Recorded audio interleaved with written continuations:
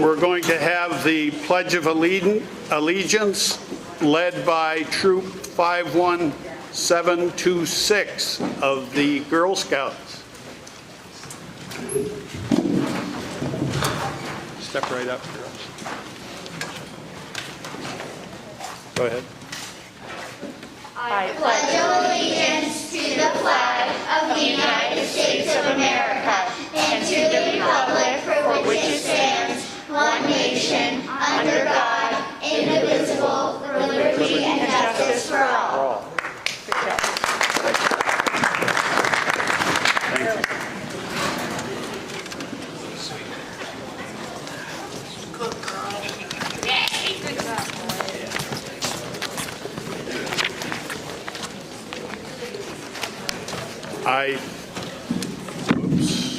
I'd like to thank everyone for coming out in the weather today.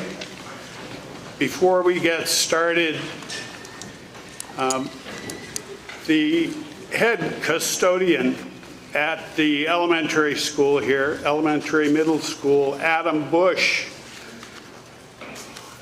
passed away earlier this week. So I'd like to have a moment of silence for Adam.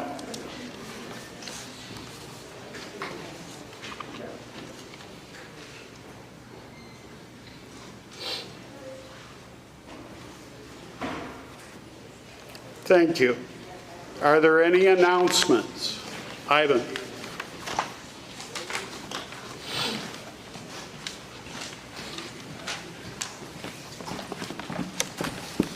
Thank you, Mr. Moderator. Can you hear me out there? Typically, we would be under the old Article 1 right now, but having gone through 2 years of not actually sitting here in this forum, we inadvertently left the old Article 1, which was to hear and act on the town report and announcements, and it starts right out with the budget. So I just wanted to take advantage of this opportunity to, first of all, to introduce the board. I'm Ivan Beatty. I'm the chair of the board. To the far end of the table, Greg Cutler, who is the vice chair, Jan Nolan, who's the clerk, Heidi Chamberlain, Lori Coons, and of course on this end, our interim town manager, Leslie Para. And I'd also like to take this opportunity to acknowledge and thank the town staff and department heads, and especially Leslie, for their dedication and contributions to keeping the town functioning over the past several months through the transition to a new administration.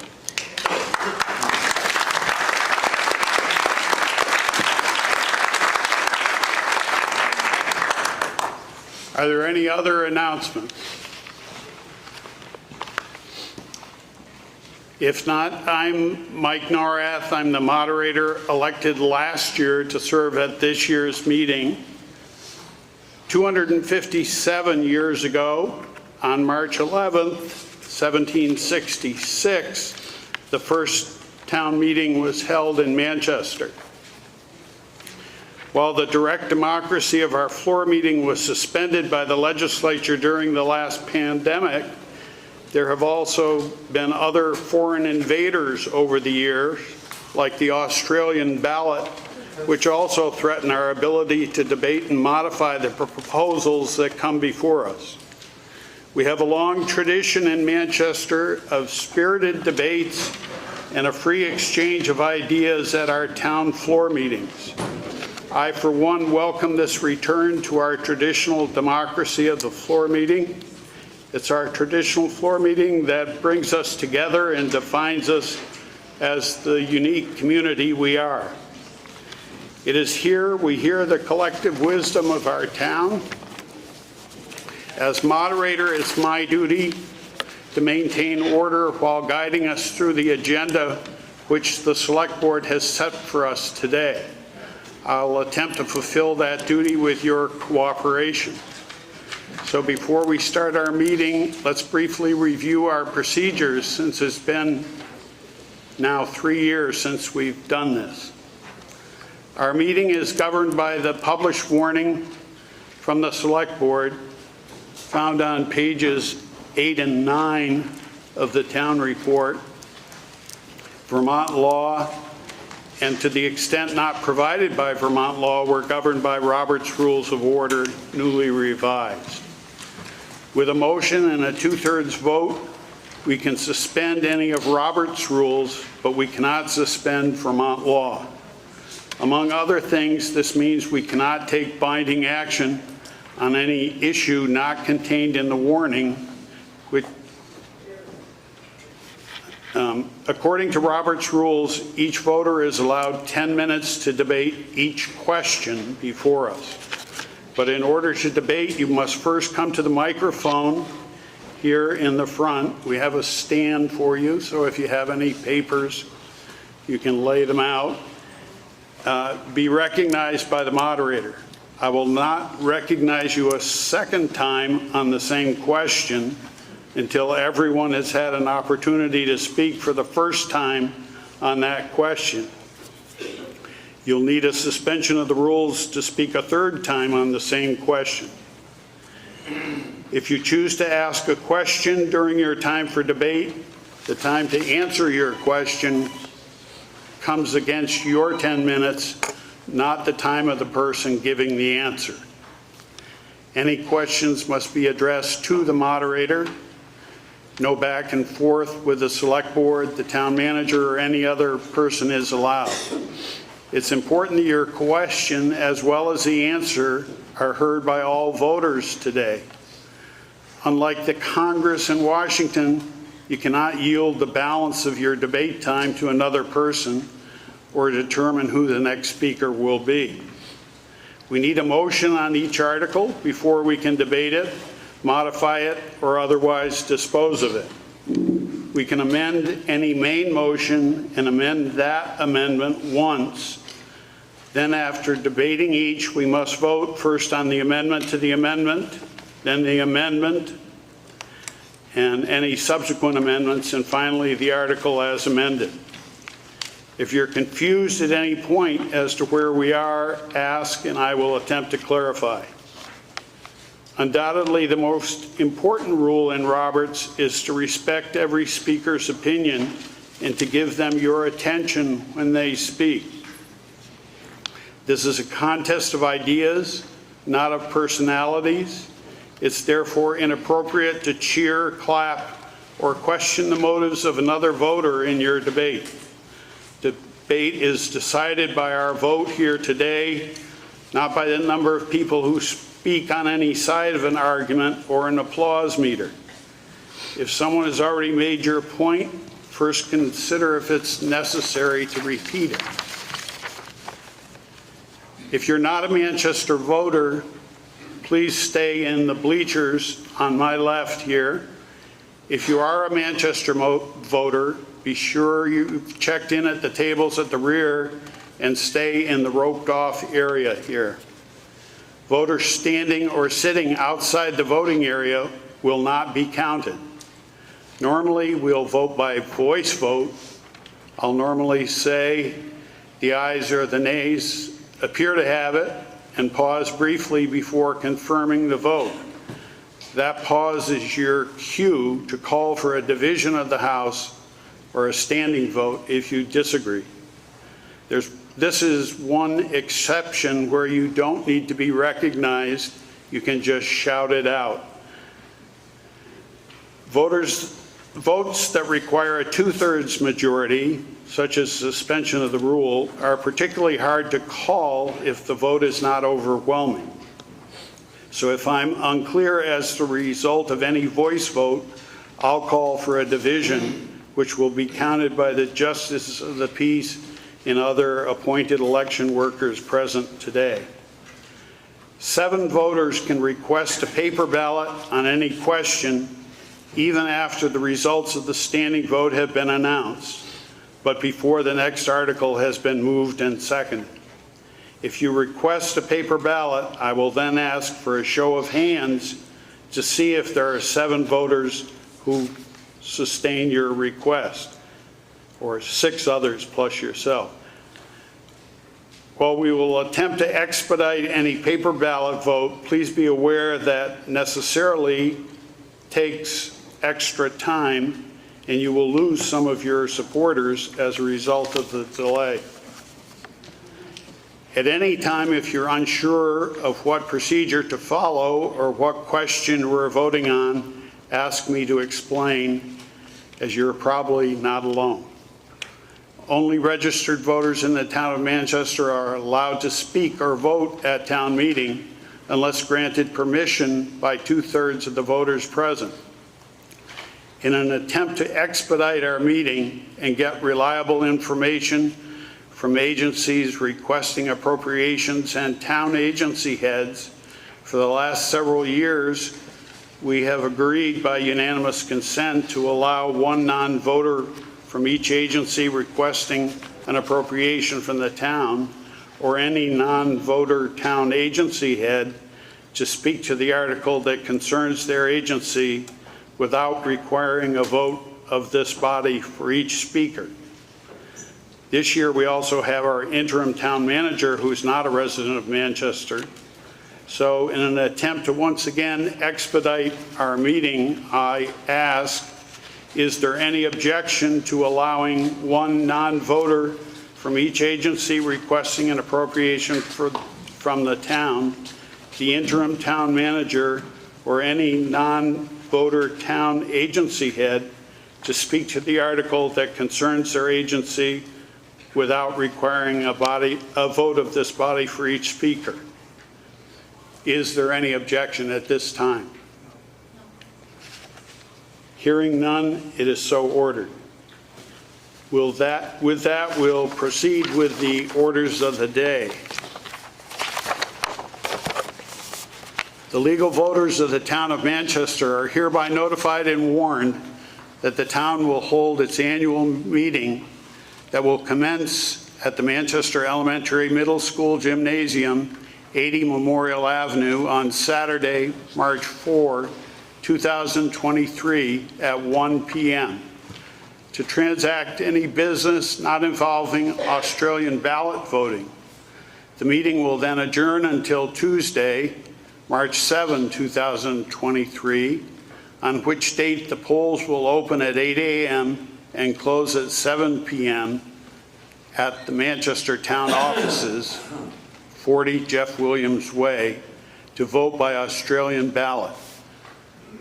Town of Manchester floor meeting, Article 1, shall the town vote to appropriate $6,935,231 to defray the operating and capital expenses of the town for the ensuing year, of which $3,923,218 shall be raised by property taxes and $3,012,013 by non-property tax revenues, including $1,375,000 in local option tax revenues, provided that in the event that local option revenues are less than $1,375,000, funds from the Property Tax Relief Reserve Fund may be used to offset the shortfall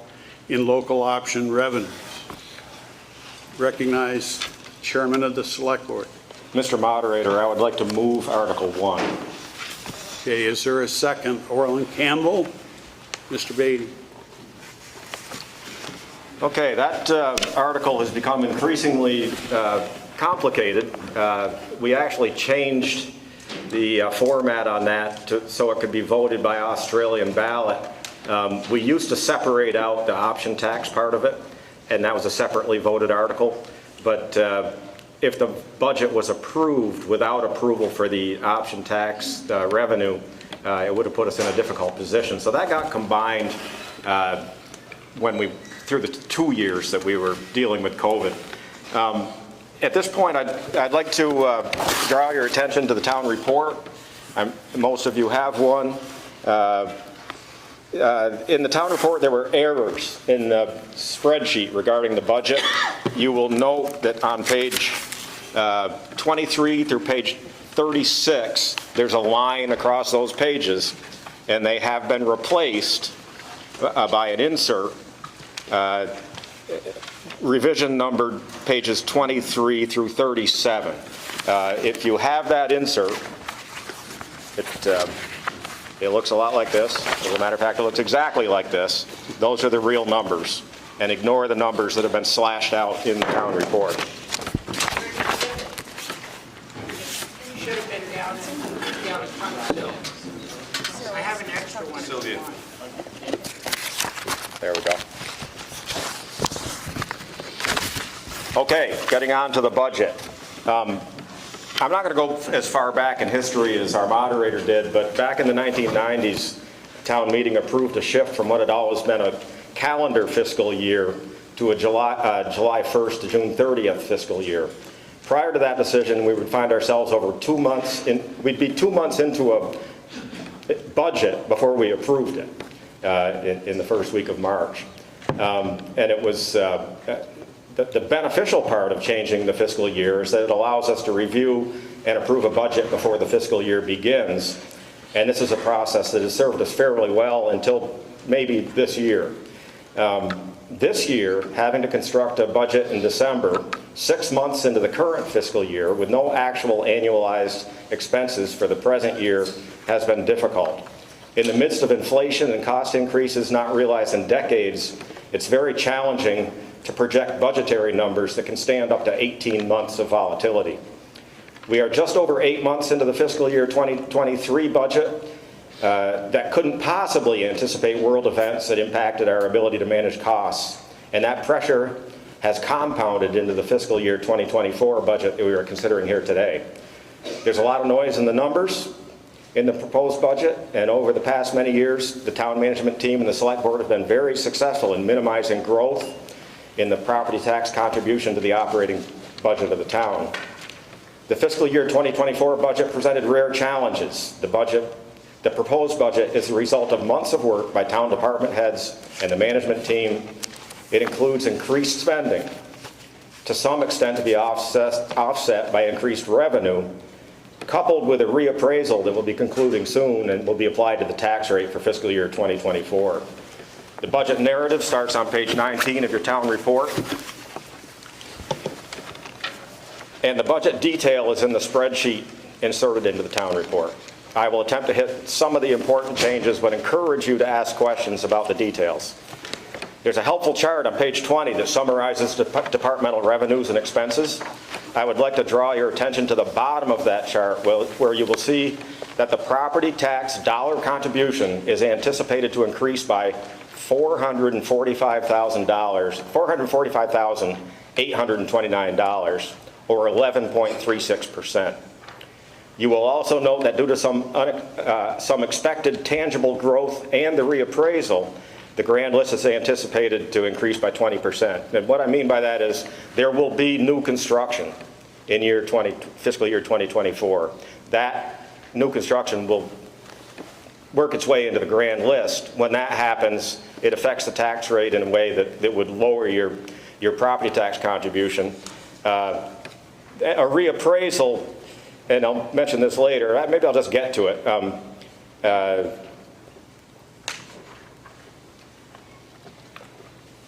The grand list is anticipated to increase by 20%. This would result in an anticipated decrease in the municipal tax rate from 28.89 cents in the current fiscal year to an estimated 27.16 cents in the 2024 fiscal year.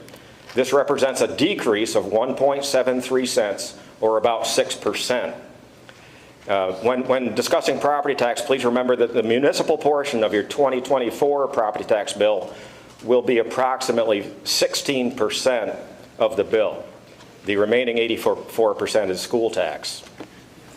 Many of the departments show double-digit increases in expenses, largely driven by increased costs of acquiring the necessary goods, materials, and technology to continue to deliver the level of service to which we have become accustomed. As a few examples, diesel fuel and heating oil prices in some parts of the budget can be up as much as 75%, while salt, sand, and chloride cumulatively are up about 13%. Office supplies and equipment are anticipated to increase by as much as 67%. And Based on past experience, we have increased the legal and consulting fees by 59% to reflect actual expenditures in past years. And you'll find these kind of things throughout the budget. The town of Manchester does not exist in a vacuum. We're dealing with the same kind of inflationary pressures that each of you are in your own lives. We have one of the largest increases is our single largest expense, personnel and allocable expenses. There are several factors driving this increase. We have 33 full-time employees in the municipal system. An internally conducted wage survey showed that Manchester municipal employees are underpaid relative to their peers in surrounding towns. This to me is unacceptable. We appreciate our employees, and this budget anticipates adjustments to salaries in an attempt to ensure that our very valued employees continue to be on a pay scale consistent with their peers. Having said that, personnel salaries and wages are anticipated to increase by $349,521, which is about 15%. Health insurance is expected to rise by $114,620. That's a 19.8% increase. There are a couple of factors that factor into that. The budget also anticipates the addition of a full-time drug enforcement officer in the police department. The increased salary and benefits associated with this position will be offset completely by a grant in this proposed fiscal year. In other items, we're proposing that the contribution to the Fire Department Equipment Reserve Fund be increased to $168,000 in order to both accommodate the safety equipment that needs to be purchased and to provide funding that will be used to replace engine number 2 in 2026. In past years, you'll note in the insert that consistently in later years, it's been about $100,000 that we've contributed. There are a lot of changes, a lot of noise. I encourage you to ask questions. This is probably the most complicated and important decision that we'll be making here this afternoon, and I look forward to answering your questions, hopefully to your satisfaction.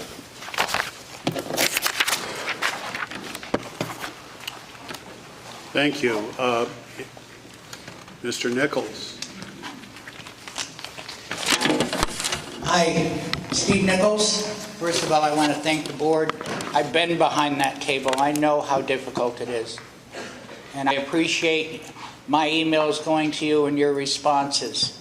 It clarifies a lot of things and your transparency. I do appreciate that. And the department heads, particularly today, Jeff Williams and his crew, for getting those roads clear for us to be here. They are a wonderful crew. Our other department heads, Chris Towsley and the chief of the fire department, Chief Owens and his department. I mentioned them individually. I haven't mentioned them together as the board.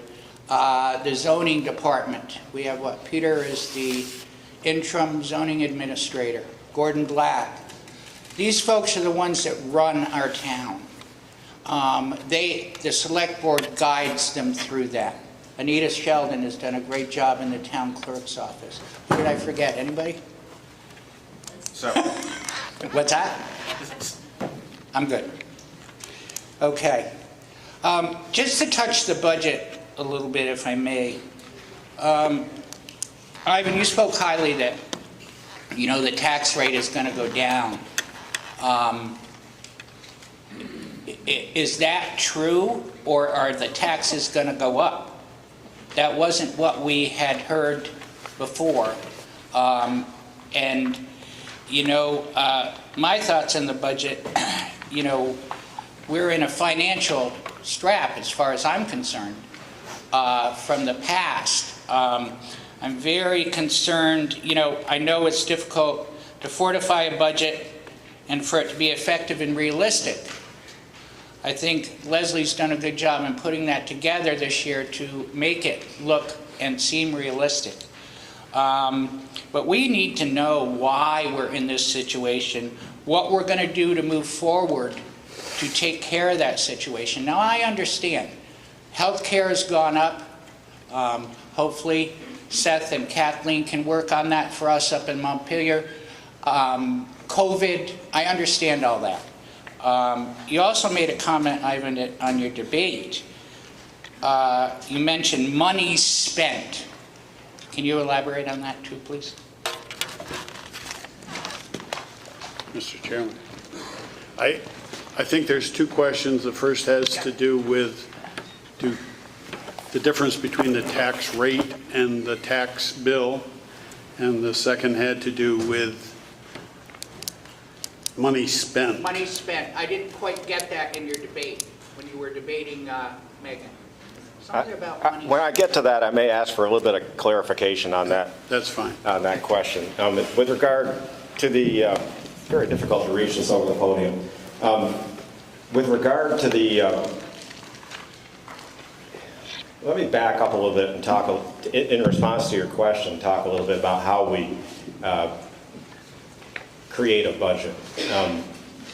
There are so many factors going in, but really what it comes down to is we have anticipated expenditures, and that's what we work on the most. We identify non-property tax revenues. And the difference between those two, and non-property tax revenues are up this year, but they're not up to a level that would meet the increase in the expenditures. So expenditures are up, non-property tax revenues are also up, but the gap between those two items is what we ask you for in your property taxes. And that's the part that we really try to keep stable. We look at that number every year. We've been successful over the last many, many years in keeping that at 3% or less, while still offering what is a continuing, growing need for municipal services or a request for municipal services. In my time on the board, which is nearly 40 years, this town has become much more complicated, and what we provide as a municipality has become much more complicated. But getting specifically to your question, Steve, the amount that's going to be raised by taxes, your property taxes this year, my property taxes this year, is $445,000 plus. It represents an 11.36% increase, where typically we've been able to keep it down to 3% and under. That to me is a very difficult message to pass on to you.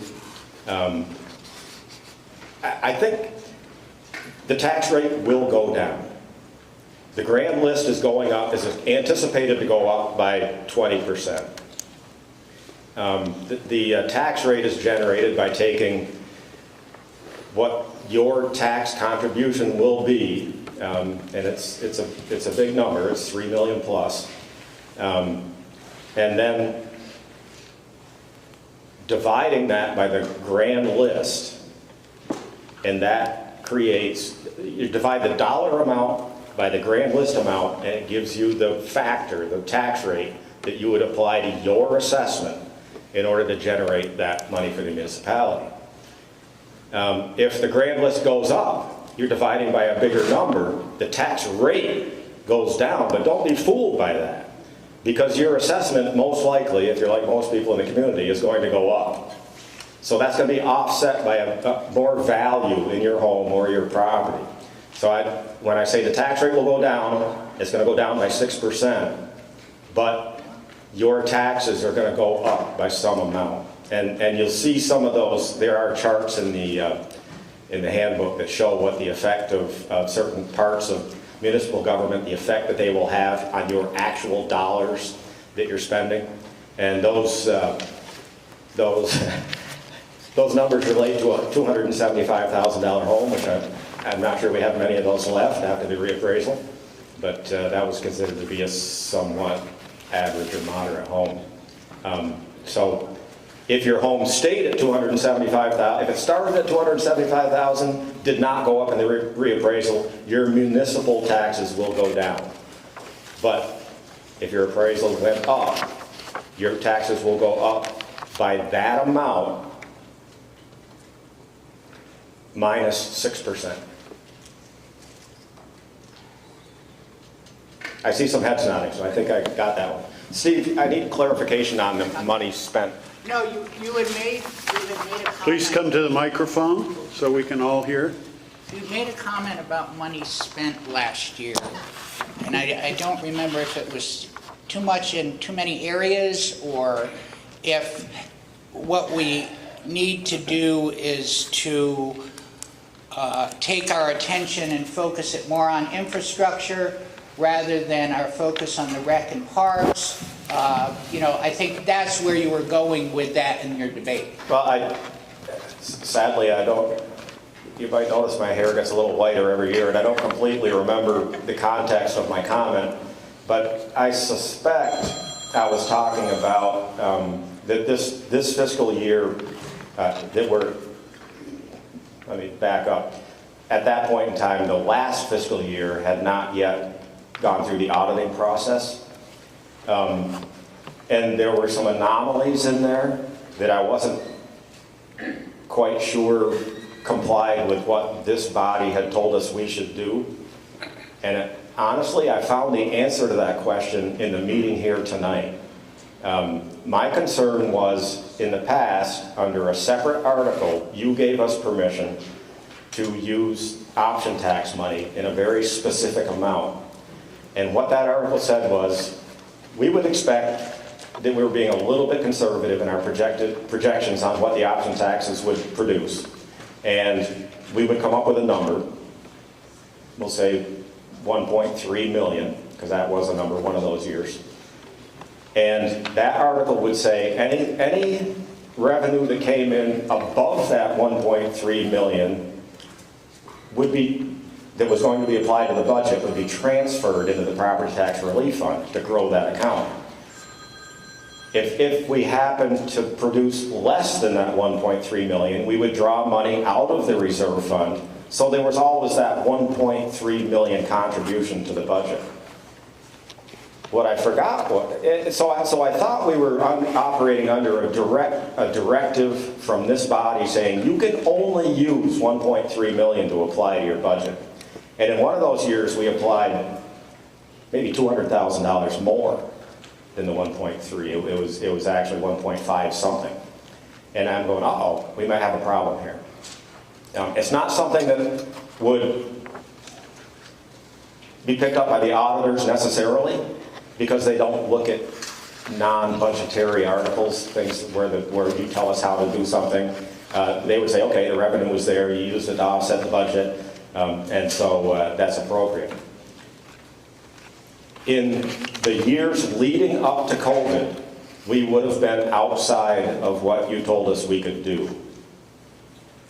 Just today, in the context of this meeting, looking at Article 1, and my brain kind of finally catching up with what we're doing, I realize that now what we're saying is if we don't receive the revenue from option taxes that we anticipate, this year is 1.375 million, we will take that money out of the reserve fund so that we have that 1.375 to contribute. It does not speak to, and I believe this is consistent with the way it's been the last couple of years since COVID, it does not say that any amount in excess of the 1.375 would be transferred into the relief fund. I still don't know if there's an issue there, but I can see how it happened, and I don't think it's necessarily inappropriate. And that's going to be a decision, now that I fully understand that it'll be decided by minds greater than mine. But I just want people to know that there were a couple of years where we applied more option tax money than was anticipated in the budget to help stabilize the budget. Am I over time? Stephen's time has expired. Okay, thank you, Mike. Yes, sir. Hi, my name is Doug Levine, and I know we hired the I'm sorry I didn't catch your name. Douglas Levine. Thank you. So we hired a company to do the reassessments. So I have a two-part question. One is, did they have the present assessment information with them? And secondly, is there a cap to how much they could reassess a house for? Because I believe that is, although objective, there's also some subjectivity applied to assessing a house and its value.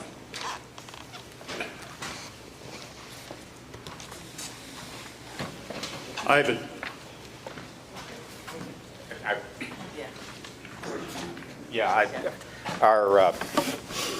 Our assessor is not here. We are still, Peter's here. But I can take part of that question. Oh, there's Peter over there. Are you prepared to answer that question, Peter? Sure. Basically, Then I defer. the first part of that would be assessed value is based on market. As we all know, the market's increased. Speak directly into the mic. You might want to raise it a little.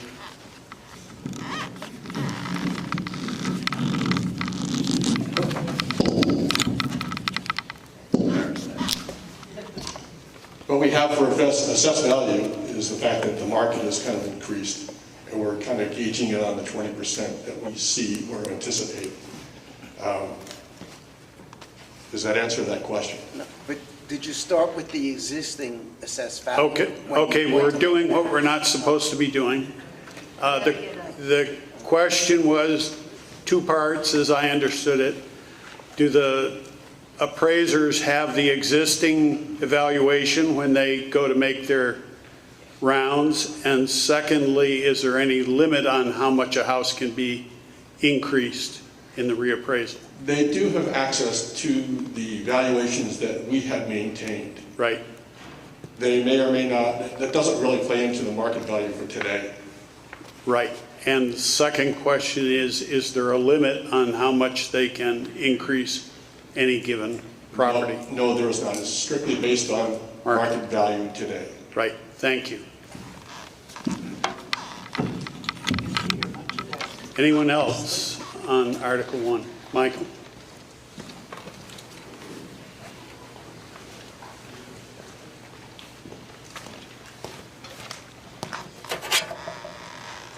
Michael Cohen, thank you for all your work on this. I noticed that under Department of Public Works and Highways, there's $500 for curb and sidewalk repair.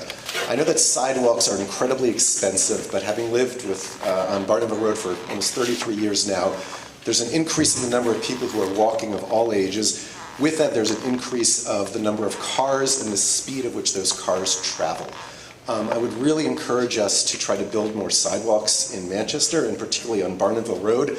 Wayne, Ray, and I were able to get the town to lay some gravel by the guardrails on Barneville, which has increased the safety, and I want to thank Wayne for continuing to plow it even this morning so we could walk here. But a sidewalk from Main Street in Barneville up to High Meadow Way, and a sidewalk continuing from Barneville all the way down Highland would be a wonderful addition for the quality of life and safety in our town. So for consideration, thank you.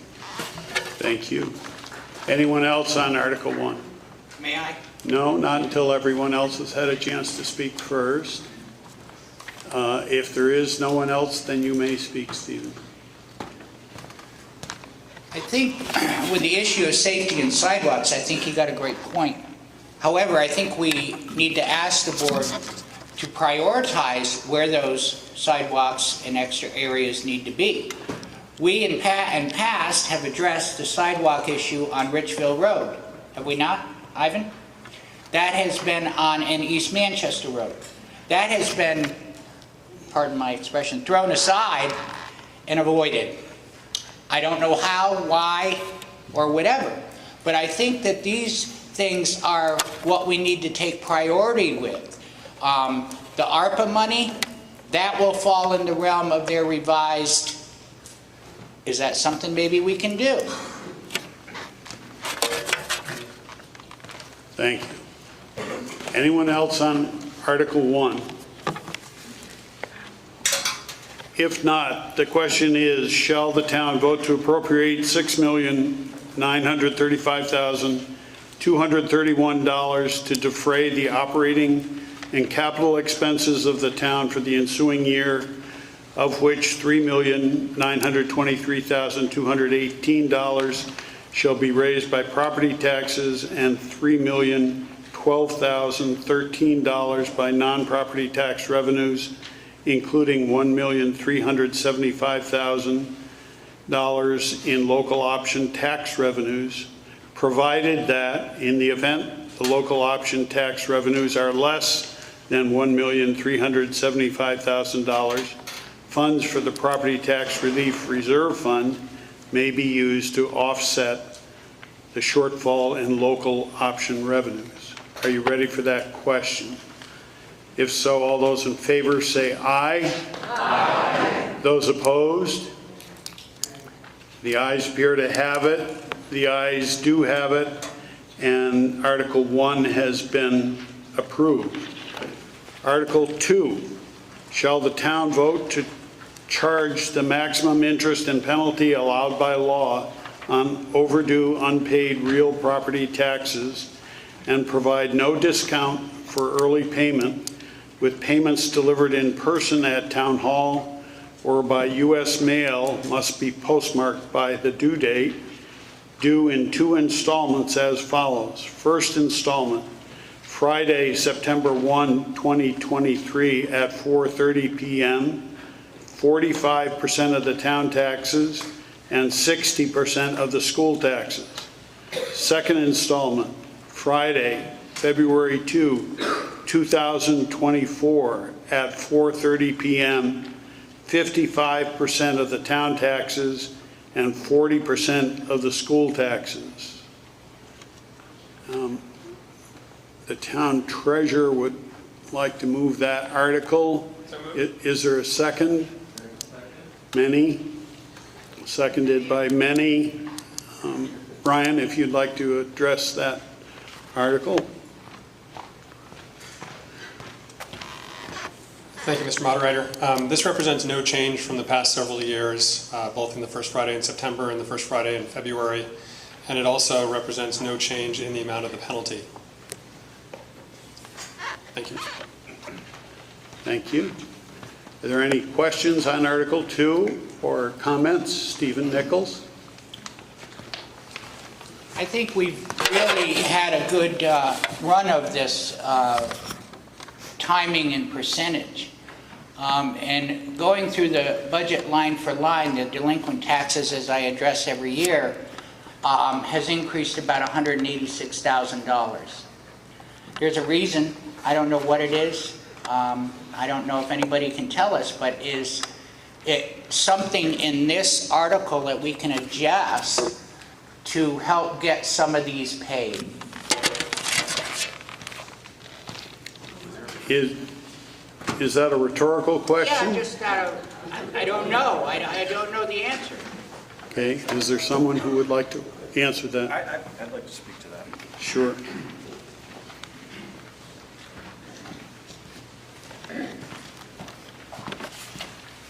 This is an important issue because I feel for people that find themselves in a position where they can't pay their taxes.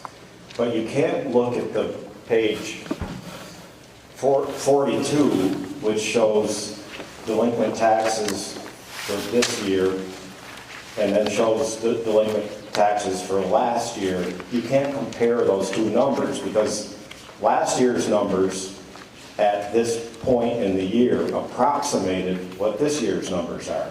And what happens is, over the course of 12 months, this was a snapshot as of June 30th, 2022.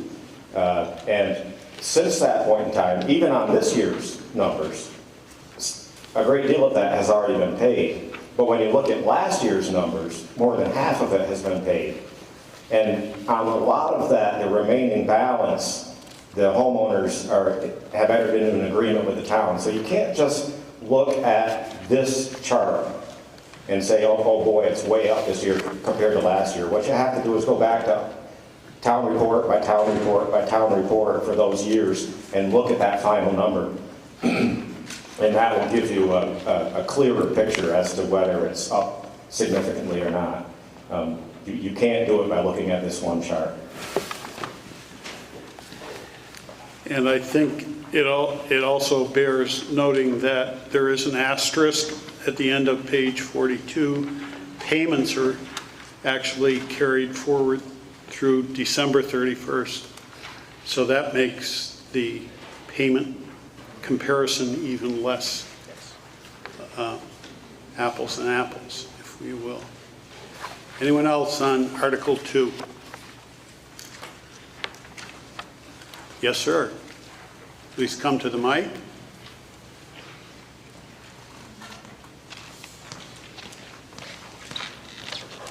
Hi, my name is Stephen Phil.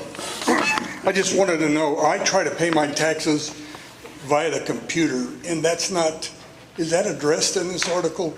Because I don't mail it. And I don't do it in person. I do it using my bank transfer to the town.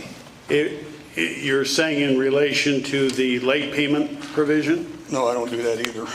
No, I mean, I'm just saying. part of this article deals with when payments are due.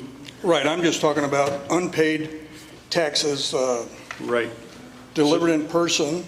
It says delivered in person at town hall or by U.S. mail. I don't do either of those. Okay. And I'm wondering, do we need to add a little thing? So Mr. McPhail moves to amend this article to say paid in person or by computer, received in the town office. Yeah. Thank you. Is there a second for that motion? Second. Seconded. Is there any discussion on the amendment? Yes, Wayne. Moderator, I heard this from a number of people. Might the wording just be electronically for clarification? Mr. Bell offers an amendment to the amendment, which is that it should be changed to say, or electronically.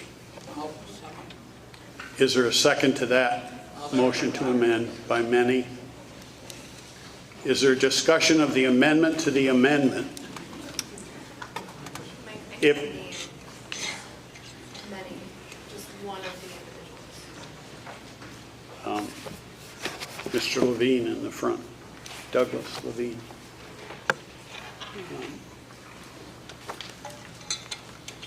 So the question is, shall we amend the amendment to insert the word or electronically? All those in favor of that amendment, say aye. Aye. All those opposed? The ayes have it, and we've amended the amendment. Now we need to adopt the amendment as amended, which turns out to be the same thing, but under Roberts, this is a separate vote. So do we amend this article now to add the words or electronically? Are you ready for that question? All those in favor say aye. Aye. All those opposed? The ayes have it, and we've amended the article. Now we're back to the article as amended. Sylvia Jolivet.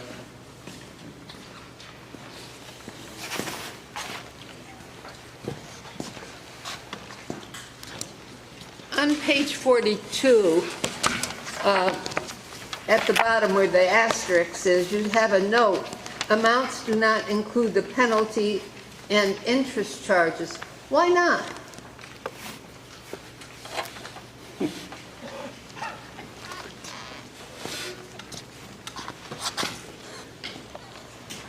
Anyone have an answer to that? Have they never had? Because that's the way we've always done it. If you would like to have that next year, I'm sure they would be glad to insert that for you. Any other discussion on Article 2 as amended?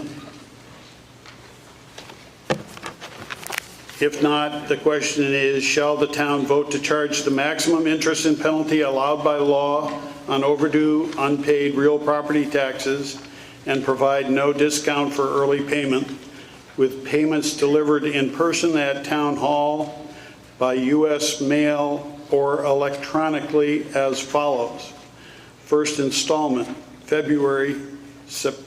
Friday, September 1, 2023 at 4:30 p.m. 45% of the town taxes, 60% of the school taxes.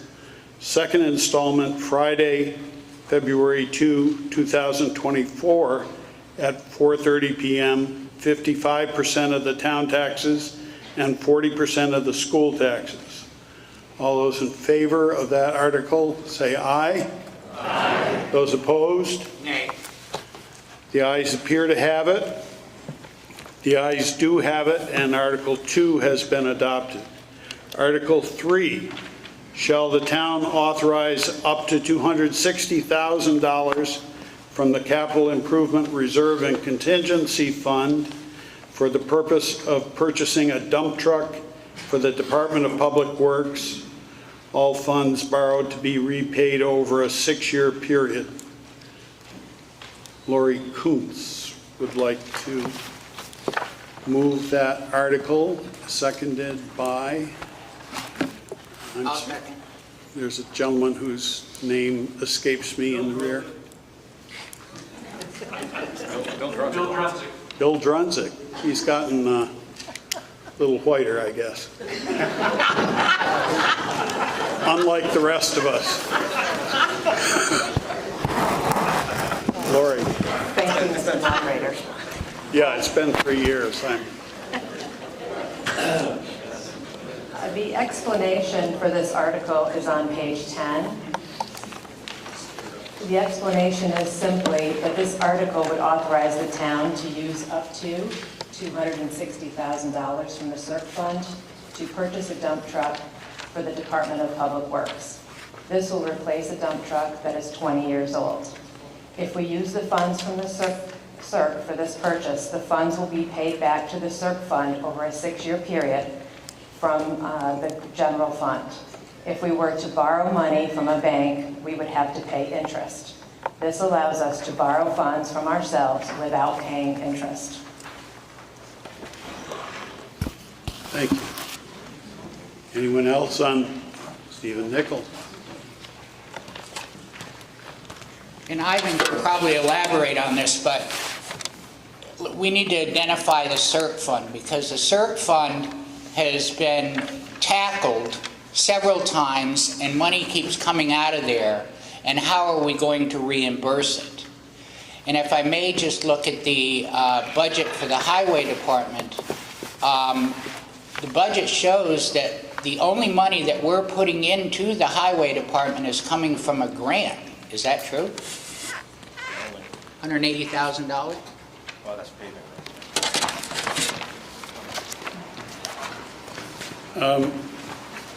Confine yourself to this article, if you would, please. I allow. What's that? Confine yourself to this article. Will do. Sorry, I allowed him to stray a little bit.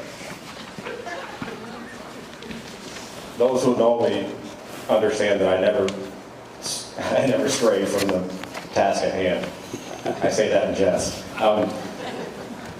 I just wanted to speak a little bit about the contortions we went through on just this one item of the budget. Originally, we were going to fund the purchase completely by property tax. It was part of our capital budget. It's been there for a while. It's a 20-year-old truck. We knew we had to replace it. It wasn't a surprise. When we started looking at the magnitude of the increase in the amount that we were expending and the impact that it would have on property taxes, we started to try to get creative with the help of Leslie and others to figure out a way, maybe if we financed the truck. And we looked at financing, and Leslie actually found a bank that was willing to finance the truck for the first year interest-free. And that got at least this year's impact down even lower. And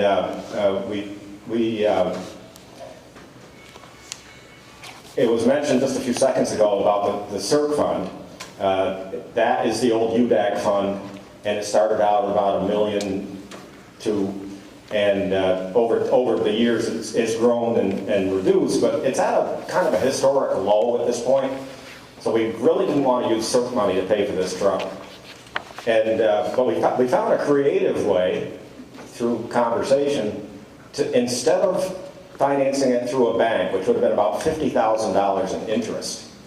If we took that CERC money to purchase the truck, but then paid the account back over time, we wouldn't have to pay ourselves interest, and therefore you would not have to come up with that extra $50,000. So it was just, it's just one illustration of the contortions that we went through on almost every line of this budget to get to where we are. And it represents a lot of thought by town staff and Leslie and the board in trying to work these numbers down.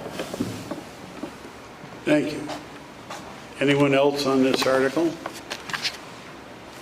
If not, the question is, shall the town authorize up to $260,000 from the Capital Improvements Reserve and Contingency Fund for the purpose of purchasing a dump truck for the Department of Public Works, all funds borrowed to be repaid over a 6-year period?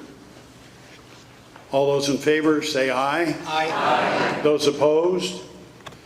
The ayes have it, and Article 3 has been adopted.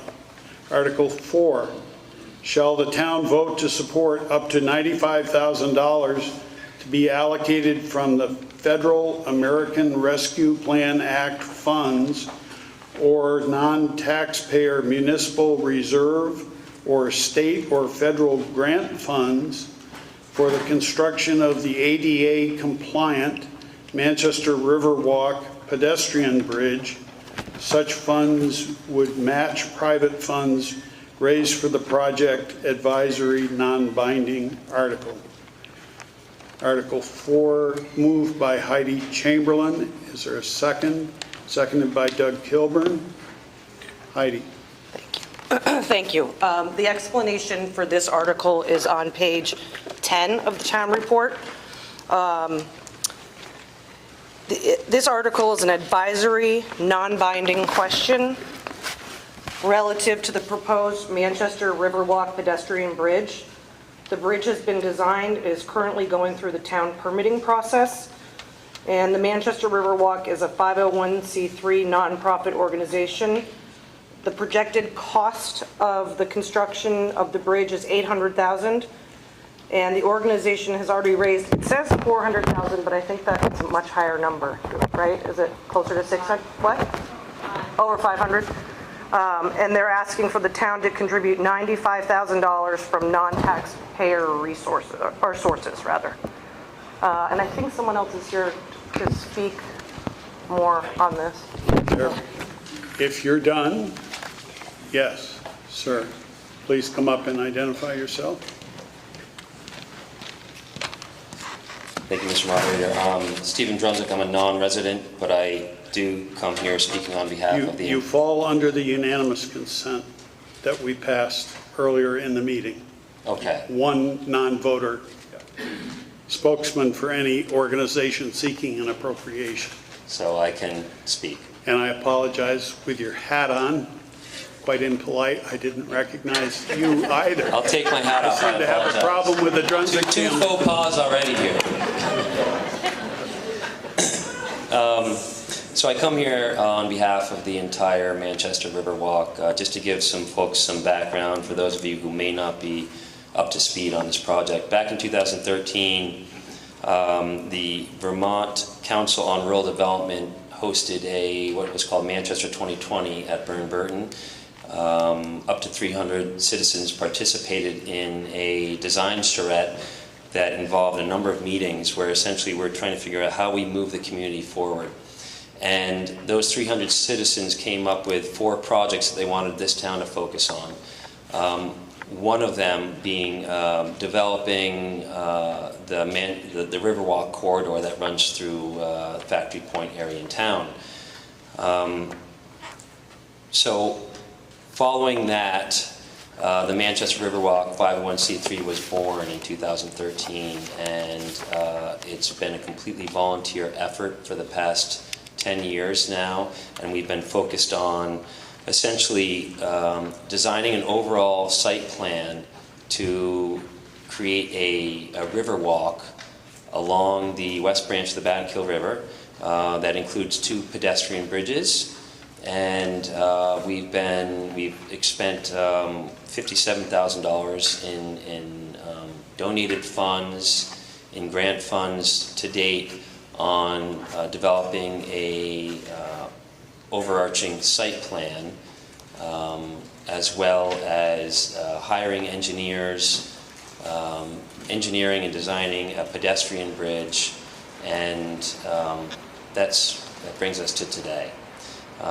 The last couple of years, we've been heavily involved in focusing on what we call phase one of this greater Riverwalk project, which is building this pedestrian bridge, which exists outside of the riparian buffer and connects the town green to the north embankment just behind Union Underground and the current Berkshire Bank Annex building. So that is essentially the primary purpose of why we're here today, is to ask the select board or make a request of the select board to, or ask the citizens to recommend to the select board that the select board makes an allocation up to $95,000 from non-taxpayer funds, either through ARPA funds or CERC funds or some other federal or municipal grant vehicle to support this project, which we're estimating is going to cost around $800,000 and is probably going to end up being privately funded to the tune of about 85% of the project. This asset ultimately will be deeded to the town, so it'll become a town asset, and we call it a pedestrian bypass project essentially, because it does create another pedestrian corridor to get from Main Street down to the town green. It enhances the overall vibrancy of the downtown corridor, and we just think it's just a wonderful asset for the town ultimately. Along those lines, we have also been picking up trash on an annual basis. We have a number of cleanup days. We've removed invasive species. We've removed graffiti, and we've improved the existing trails that run along the Battenkill now. There are plans after construction of this bridge to proceed with additional work on the overall site plan, which we call phase 2. And so hopefully that we'll get to that phase, but right now we are focused on getting this bridge built. And just to clear up any misconceptions about where the funding is coming from, we have been working hard to raise the private funds and get grants in place, and we've raised close to $600,000. Which is a huge Herculean effort. And we're all volunteers here. And I want to remind everyone that we're doing the bidding of the community. Back in 2013, the community said, this is something that we want to focus on. We want to increase the vibrancy of that downtown corridor by attracting more people to enjoy this beautiful, pristine river asset that runs right through town. So that's why we're here. That's why we're making this ask of you, and we certainly hope the community supports us on this. Thank you. Sylvia?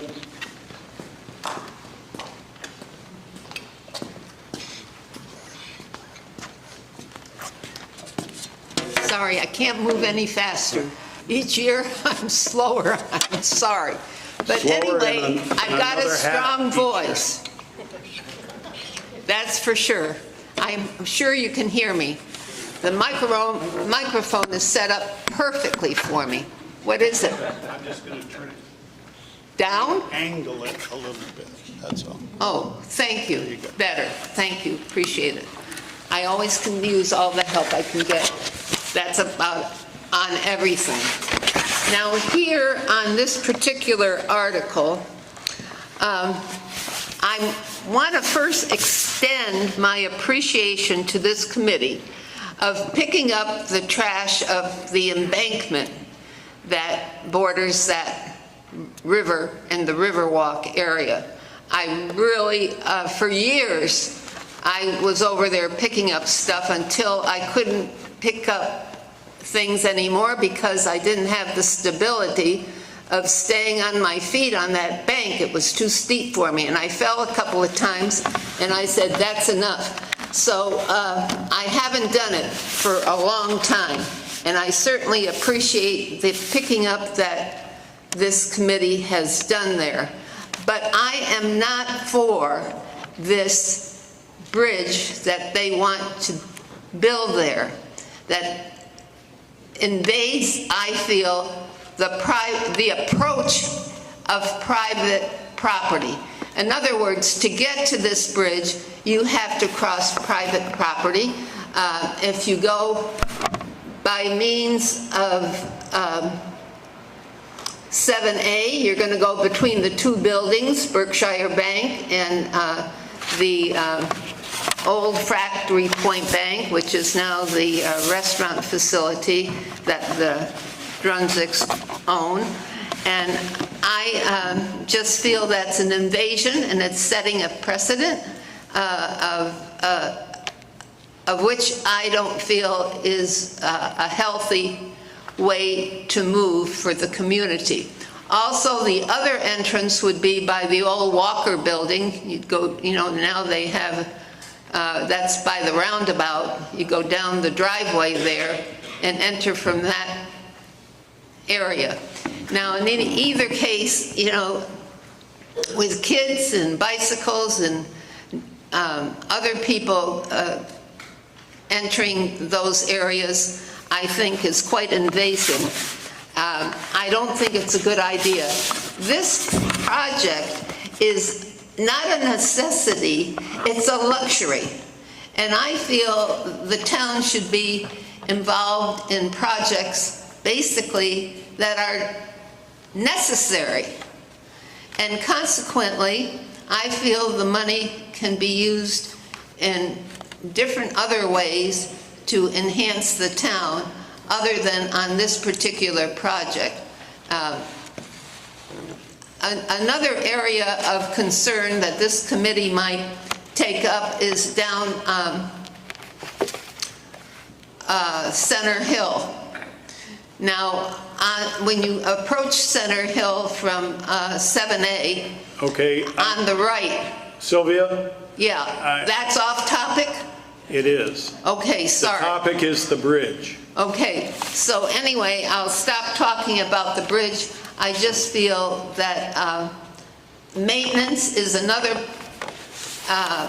problem in reference to it, and the town is asked to take that over, the maintenance of it, and I don't feel we should get into that. If this committee wants to further this project on their own, I think that they should be also looking at the maintenance of it. And winter weather is not the same as summer time, and whether they close the bridge during certain months of the year and have it accessible other months, the good weather months, is another thing to consider. But I think we as a town should avoid the $95,000 request that is being asked for. Thank you. Thank you. Yes. Good afternoon, Mr. Moderator. My name is Victoria Silsby, a resident of Manchester. My question is the reference to non-taxpayer money and a reference to CERC funds and ARPA funds. Could one of the select board members confirm, especially after Mr. Beatty's comment about the CERC funds being in a historically low amount, how much is in both of those accounts that are up for spending, that haven't been previously designated? Thank you.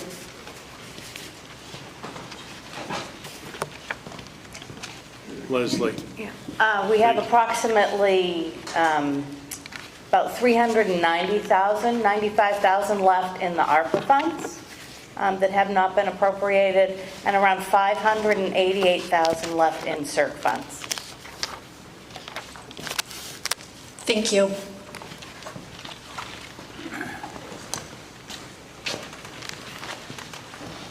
Excuse me. Hello, Michael Cooperman. I'm a resident here in town, and I am on the board of Riverwalk. So I would like to not echo or repeat what Stephen has already brought to you, but hit on a few key points I think that are necessary that haven't been said.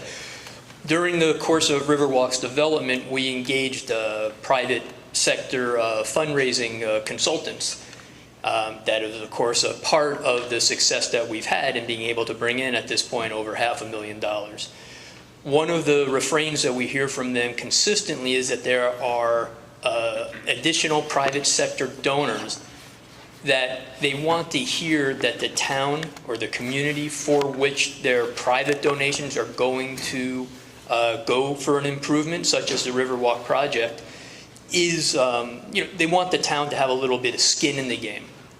In other words, if the town were to authorize funds into this, even at, less than 10% of the total price, it enhances the ability to raise funds from the private sector. So it is really a partnership of sorts. And again, I already used, the 10%, roughly 10%, we don't need to split dollars, percentage points here. But as a Riverwalk proponent, I would say that investing up to $95,000, which is what the ask is, in exchange for roughly a $900,000, $950,000 total asset is a really good return on investment. That's a 10-to-1 return. That's pretty good, no matter how you're looking at it. Let's see.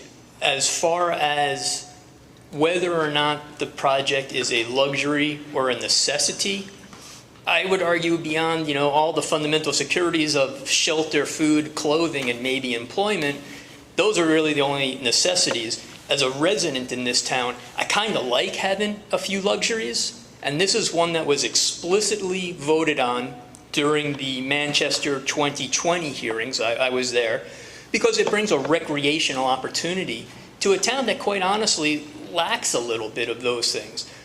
We do a pretty good job bringing in a lot of tourists. This is something that we can market, right?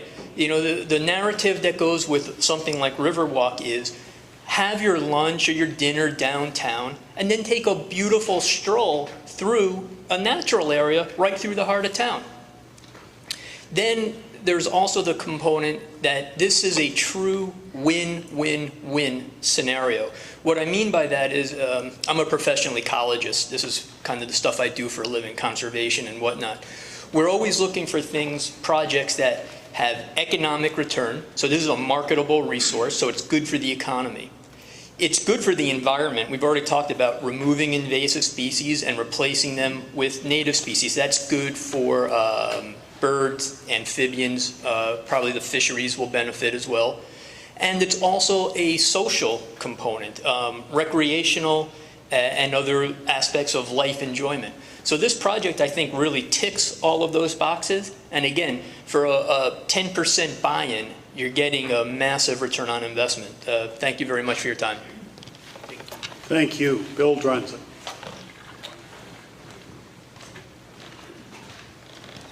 As was mentioned, I'm one of the private property owners that my property will be invaded on.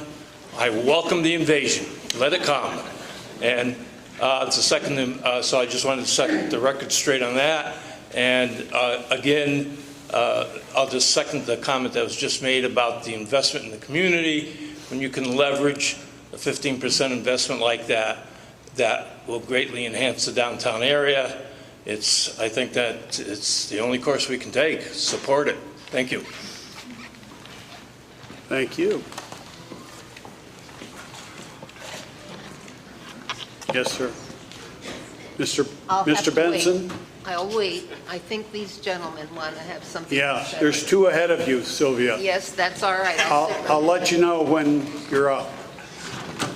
Okay. Brian. The first thing I'd like to say... Brian, tilt the mic toward you, please. Sure. The first thing that I would like to say is I second everything that Sylvia said previously. I think she's 100% correct. The other thing that I have concerns about is...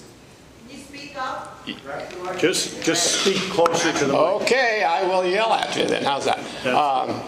The other concerns that I have are, originally this project was supposed to be completely funded by the nonprofit organization. And now they are short coming here for the $95,000 from the town of Manchester, which I believe could be used in, I don't know, sidewalks or any other infrastructure that would be good for the public. The other concern I have is, will the town of Manchester's be doing part of the construction of this bridge? I think that was part of the original proposal, where I think they should be working on town projects that enhance the safety of this town. And then, will the town be liable for any type of accidents that happen on that bridge, insurance-wise? In today's society, you never know what's going to happen. Someone may take a dive off that bridge. I believe there's a lot better places to spend the money than on a bridge, which I call a bridge to nowhere, because people love to walk down around the mill pond. They can see the falls. They can go right into the park. They can look out. There's a platform right there to look out over the same view. So I think that there is better options for that money. Thank you. Thank you. Yes, sir. Hello, Stephen Henry. I oppose the bridge for a few reasons. Two of them are, we currently have increased expenses, staff that is underpaid. We could have that money be used for better things, help contribute to a dump truck, etc. Second is, what's going to happen, as the previous speaker said, for the liability and the maintenance of this bridge, which they're willing to gracefully deed to us, that we then have the liability we have to take care of. We have the maintenance in the summer, maintenance of the bridge, and maintenance of the bridge in winter. Who is going to pay for that? The town. So they cannot get the money for it, and then they're looking to pass the debt to the town and the responsibility. And I don't think it's something that the town should take on. Also, they talk about it will be such an incentive. Where did they do the work to say, in other towns, it has brought so much in taxes? They have no idea how much it will bring.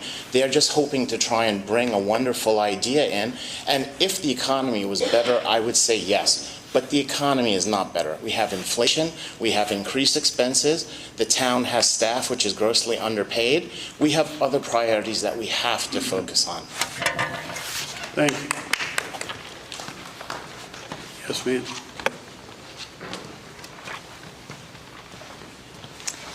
Hello, my name is Megan Amundsen. I'm also a resident here in town.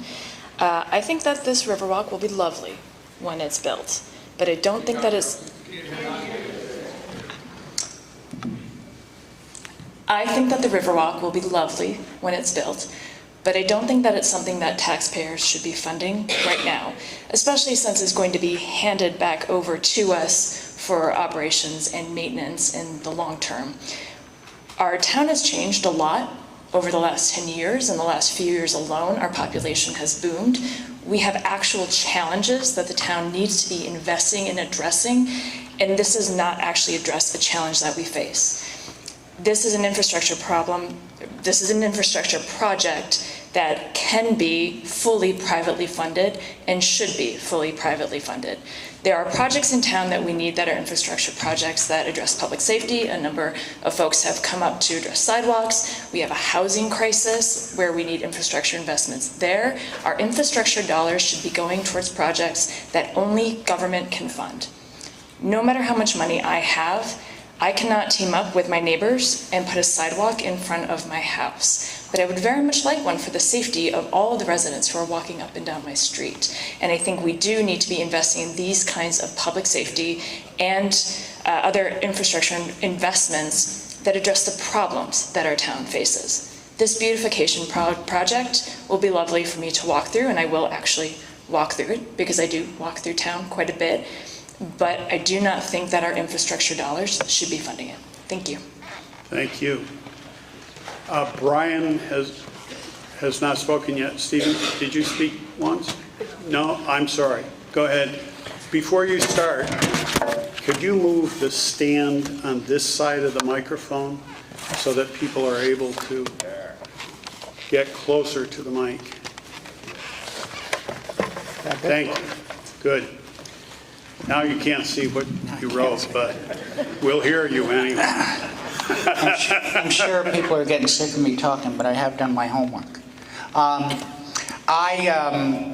had talked to Steve Junzik at a meeting via Zoom a week or so ago. He assured me that this is a one-time deal. It's not like the library on several years asking for more and more money. The other thing is, I don't see any money on the rail trail budget in here. So is this going to be some type of a situation to where we get into similar to the rail trail and we have to purchase that project? That will cost us money. And let me just read something to you, to the board. It is a great project, but I think we need to do it correctly. The ARPA funds, SLFRF, Coronavirus State and Local Physical Recovery Funds, specified by the Vermont Department of Treasury, revised 12/22/22, state used for support of public health, replace lost town revenues, negative public impact on public health emergencies, premium pay for essential workers, water, sewer, fire, police, and highway infrastructure. That's what ARPA funds are to be used for. The other thing is, when we get into, what article are we on for? When we get into municipal reserve, again, we're back, does that identify a CERC? We're only talking about Article 4. That's where I'm at. The pedestrian bridge, correct? Correct. State's municipal reserve. Is that CERC? Right. Or state and federal grants. There's one thing that we all need to know, is that when you apply for a state or federal grant, many of those state and federal grants ask for matches. And what happens is, generally, if somebody asks for a state grant or federal grant through the town, they come back to the town and say, oh, will you match $200,000? So, you know, we have a good thing going here with the Riverwalk. I commend the people that are doing the work. I was an Eagle Scout, and that was one of my projects, was we did have a bridge down there at one time, and it just kind of went by the wayside. But that's all I have. Thank you. Thank you, Stephen. Ryan. Brian Vogel, Manchester resident. I have a question for the select board. My understanding is this is an advisory article, and a number of people have said they'd rather see the funds spent elsewhere. What to the select board would be the decisive factors in choosing whether to spend $95,000 on this project? Go ahead.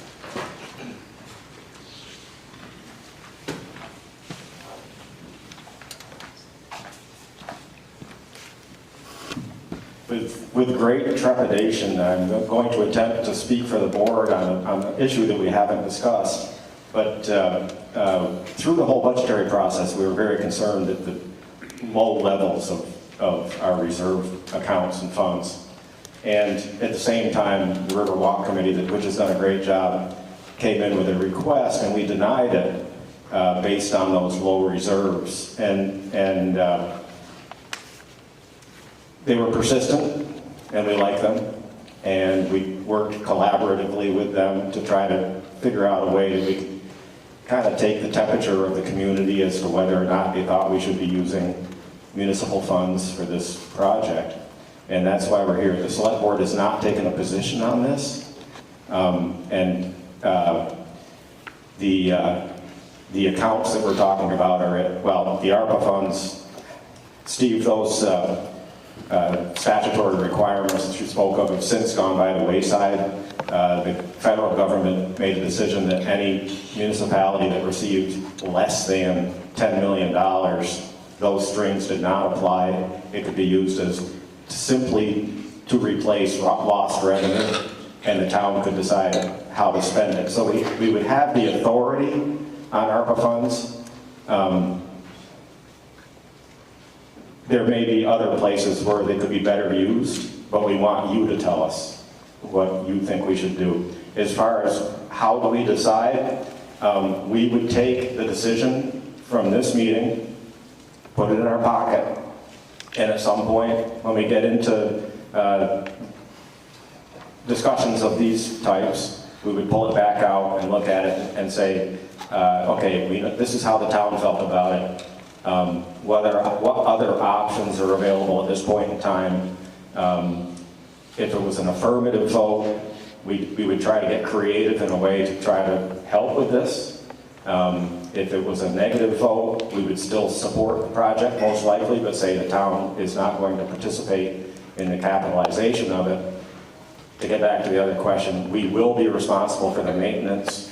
It's, Jeff Williams has looked at it. It's a relatively low maintenance structure and would not seriously impact and it's also built out of materials that'll outlast us. There will be a maintenance component, but it's not a large number. Outlasting us isn't as great a guarantee as it used to be, I would point out. Yes, sir. I can't. Well, hello, I'm Jeffrey Seidel. I'm a resident and a local business owner. Excuse my appearance. I came to town to shovel my sidewalk and was reminded by my friend that the meeting was going on. So I'm glad I'm here. I don't see a lot of other people here that are in my age group. And I'm, so I will say that beautification of this town is definitely one of the attractive parts of me setting up shop here. I am the first independent insurance agent that has come into this town and tried to start this, and I have a son and definitely going to be here for a while. My office is kind of right near there, and I look out and I think that looks unfinished. When I look over at the river, the bridge is beautiful that's there, but everything over there is unfinished and kind of it just seems like there's definitely something that could go in there, right? So I'll add that before my insurance, I had a back injury. I did carpentry. I see Bill's work all around town. I don't know what motivates him to do what he does. He's a businessman, I know that. But it's good work, and it's aesthetically pleasing. So he takes a business, turns it over, and the whole town benefits from it. Whether you like it or not, I see a lot of stuff and banter in the online groups, the attacking, taking their time to build houses. And I find it kind of appalling because that's the kind of stuff that we actually have to do to build a lasting infrastructure. So I applaud them for that, and I'm thankful that there are people like Bill and probably other people I don't even know because I haven't been here that long that do that kind of stuff for us to come in and enjoy. So thank you. Thank you. Okay, sure. Thank you. Hi, I'm Eileen Braiany. Ooh, that's loud. And I'm also on the Manchester Riverwalk Board. I've been with Riverwalk since its inception in 2013. You can hear me now? Okay, great. Yes. So we, as Stephen mentioned, we were part of a group that got together at the behest of the town to come up with some plans for the future of Manchester, and we've worked really hard for 10 years to try and do that. A couple things that have been mentioned. The bridge was designed to be low maintenance. It's designed to stay around for a long time. The town is not going to build it. We've worked with a design and engineering company for years now. We're not asking the town to build the bridge. Sylvia mentioned falling a few times when she tried to get down to pick up garbage around the river, which is beautiful, as we all know. This bridge, part of the additional cost is because it's going to be ADA compliant, and that stands for Americans with Disabilities Act. And what that is, it's a set of design features that will allow people with mobility issues to access the bridge. So for example, if you're in a wheelchair, if you have a walker, if you are a young family with kids in a stroller, you will have safe access to the bridge. And some people who have mobility issues are not able to get down to that part of the river because it's dangerous to try and, as you said, get down there, Sylvia, and fall. So I think one of the things we need to remember is we're an aging community. Speaking for myself, we are an aging state, And it's nice to know that we're thinking about building in infrastructure for future projects that will allow accessibility to everybody, not just the mobile, but those with mobility issues, not just now, but in the future. And I just want to throw in one more thing. We've been talking for years about making this community more pedestrian-friendly and more bike-friendly. That's part of what Riverwalk is all about. So thank you for your consideration. It's non-binding. We're not asking for 95, we're asking up to 95. We are asking for ARPA to be considered. And Stephen, you mentioned that it's only for certain specific issues that ARPA can be used. Some of those issues include community revitalization and economic growth, and I think those have already been addressed. Thank you.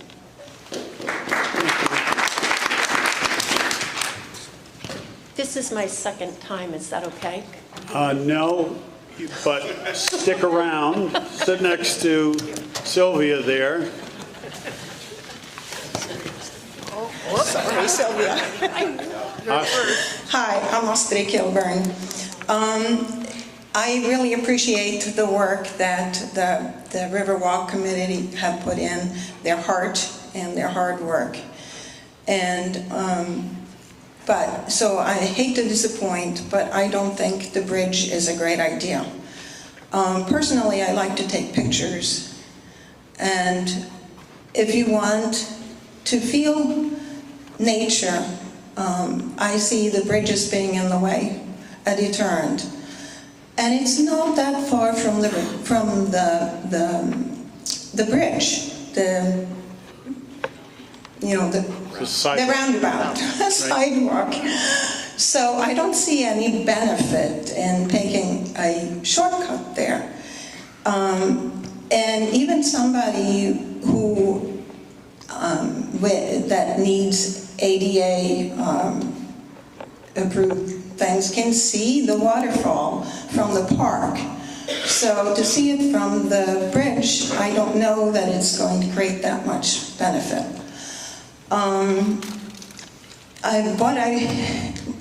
I have gone that route a couple of times, and once I actually braved a log that's further down the river. It's a little pointed at the end, so it was a little scary, but I made it across. That's where I thought it would be really nice to have a little bridge, but it would be low-key. It could be made out of wood. It wouldn't stand out as some foreign object in the way of the natural beauty. So that's where I am at. And I understand that it's not taxpayer money, but yet it's town funds that we are fortunate to have when we need it for other things. I also understand that the reason for doing this was to help with marketing for others. I too appreciate marketing, and I think it's important. As many of you know, I worked at the Equinox Resort for close to 20 years, and bringing people here and making them come and making them stay has always been important to me. But I see the bridge as a detraction, and I apologize, but that's where I'm at. I don't see it as a benefit to attracting people. Thank you. Thank you. Right. So I think the bridge, right, Evan? So I think the bridge is done, obviously the committee's done an amazing amount of work here. It's architecturally done, so it's beautiful. I feel that we have to invest in things. A lot of our money, probably most of the money in this town is coming from New York City, more or less, New Jersey. And there are other towns along the way to Hudson Valley that we're competing with for that kind of money. And I think doing things that enhance the town, and this will be here for generations, beautification is really important. And I just feel that it's a really good investment. You know, if you go to church, they say, okay, big donors are going to give $1 million, but the $25 you can give, it's going to encourage those people to do that. And I think in this case, the gentleman that spoke before said that we're getting a lot of bang for our buck for just a little investment from the town. And I think, like I say, for generations, and people are coming to the town. Lately, I mean, all the projects that were here when John was, the roundabout, the rec center, the Depot Street redo, all of the things and many things. You're seeing a lot of nice mom and pop. There's a regeneration of interest here for the natural beauty of this community, and I feel it's a great investment. Thanks. Thank you. Colleen? Hi, my name is Colleen Lashak, and I'm on the Riverwalk Board. I moved to this town about 7 years ago, and when I first heard about the Riverwalk, I was really excited. I love streams, I love waterfalls, and I'm not the only person. Some people go out of their way to find places to see waterfalls. But there's a subject that hasn't been brought up at all. This bridge is going to be 6 foot wide.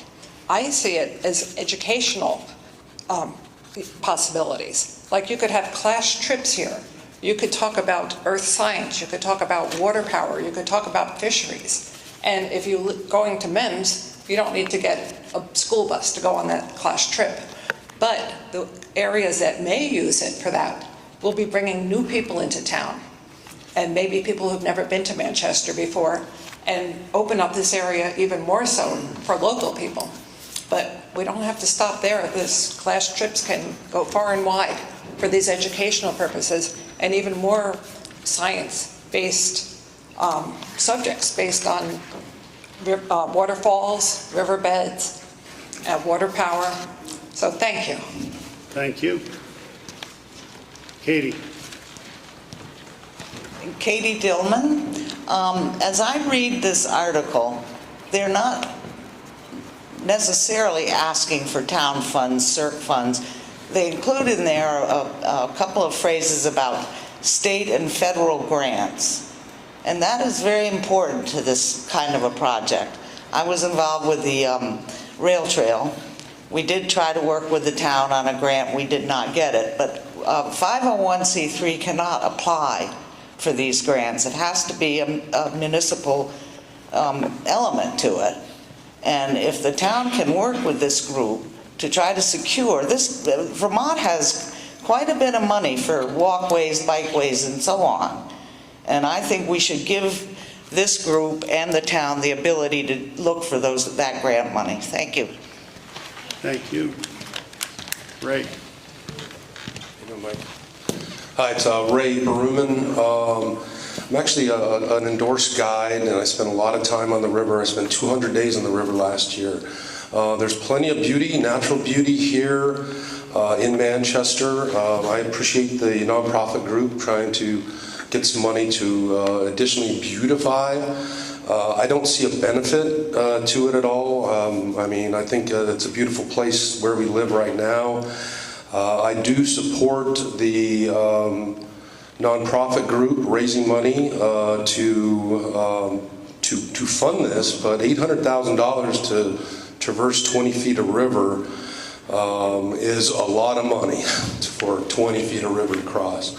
That is a crossing point. I'm down there all the time. It is beautiful.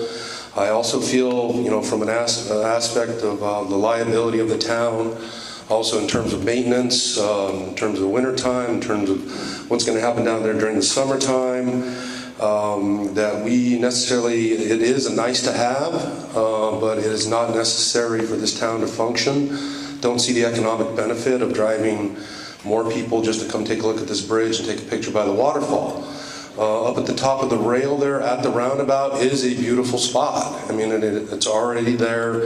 It exists. The town is beautiful. There's plenty of walking paths. I think these type of funds should go to some other projects that a lot of people mentioned here tonight, instead of just a beautification project. Because it is always nice to have a nice to have, but if the nice to haves have to come out of the town's budget or funds, I do not support it.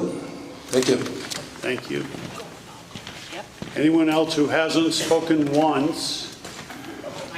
Uh-oh, Mr. Stannard.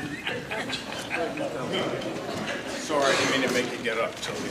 I'm going to stand behind you. My name is Bob Stannard, and like many of the other speakers, I too support the good work of the Riverwalk Committee, and I do so with no buts. please vote yes on Article 4. Thank you. No one else who hasn't spoken once? Or Stephen, have you spoken on this article? I think you did. Yes, okay. I'll just be brief. Another aspect of this particular project is that I'm afraid the police are going to have more work than they anticipate. It is, isolated back there. Nighttime activity, criminal activity could take place and cause more problems than it's causing right now. We're not isolated from a lot of the trouble that's going on in other communities. We are not.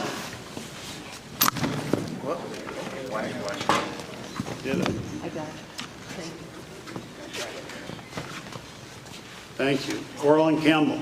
I'd like to call the question. Mr. Campbell moves that debate on the question cease. Requires a 2/3 vote. Is there a second for the motion? Second. Motion is seconded. All those in favor of ceasing debate on this article say aye. Aye. Those opposed? Nay. The ayes appear to have it. The ayes do have it. And debate ceases on Article 4. The question then is, shall the town vote to support up to $95,000 to be allocated from the Federal American Rescue Plan Act funds or non-taxpayer municipal reserve or state or federal grant funds for the construction of the ADA compliant Manchester Riverwalk pedestrian bridge? All those in favor say aye. Aye. Those opposed? Nay. I'd like to have a paper ballot, please. Okay. Are there 6 other people who would like a paper ballot? 1, 2, 3. 4, 5. Okay, please stand if you would like a paper ballot. 1, 2, 3, 4, 5. I've already counted, Sylvia. That makes 6. 7, Brian Benson. We will have Thanks a lot, Brian. We will have a paper ballot. The justices of the peace, please come forward. Once we're set up here, we'll ask you to file up one by one, but please wait until we're ready here.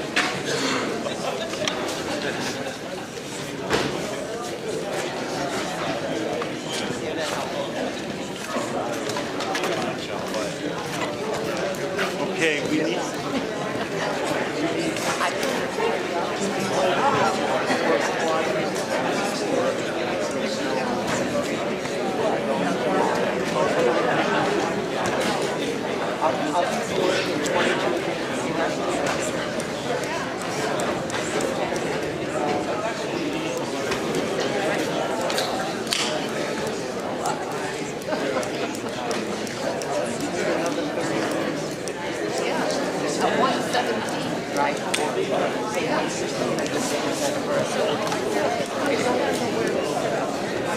Can you, Ivan, can you folks sacrifice your table for a few minutes? So that we can have the check. Thank you.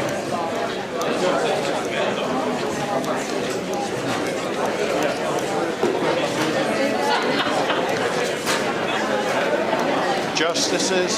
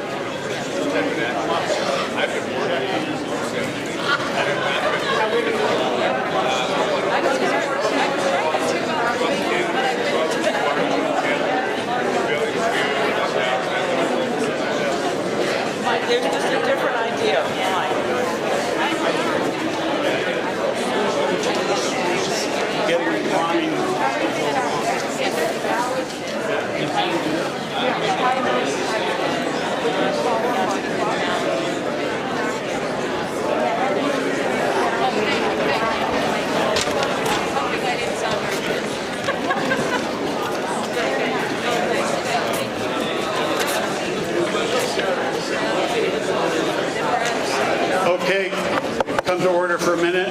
What we're going to do is one quadrant of the floor here, one quadrant of the floor at a time will be called up. You'll go to the rear, go through the checklist again, buy your letter that you checked in with, get a ballot, and the ballot box will be back there to deposit your ballot into. So let's take the front on my right side here so Sylvia's vote gets counted. That's good.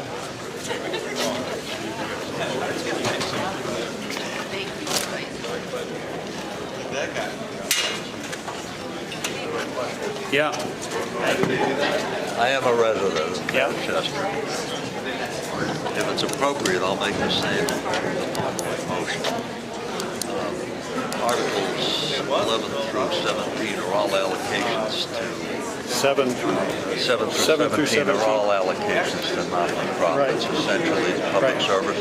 I'd like to make a motion to move them all at once. Is that an appropriate motion? You can do that. It requires a suspension, but especially after this delay, I think people will appreciate it. All right, okay.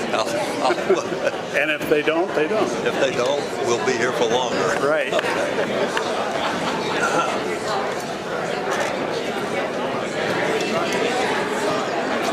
You can move back, right?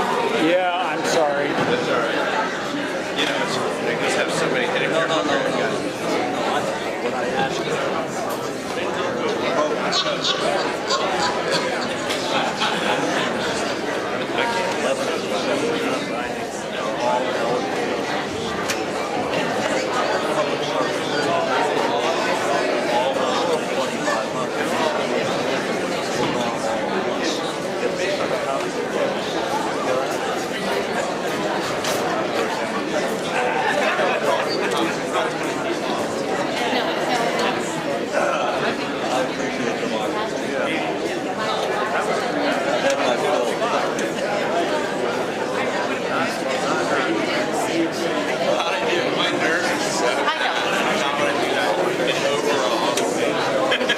So online, people don't think that.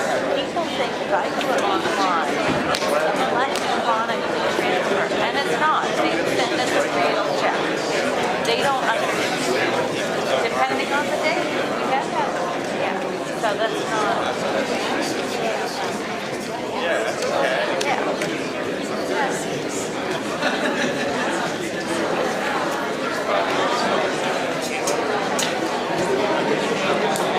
Oh, yeah.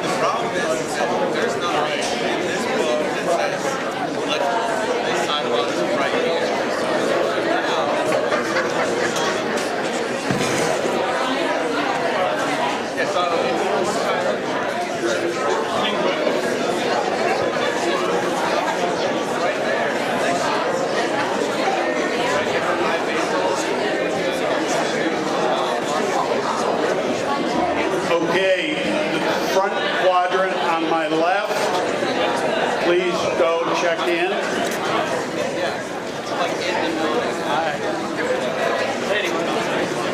I changed seats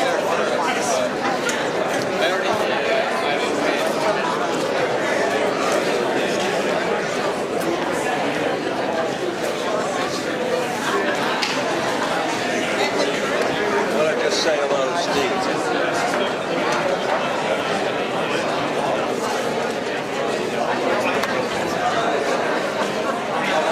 I just voted. Very exciting.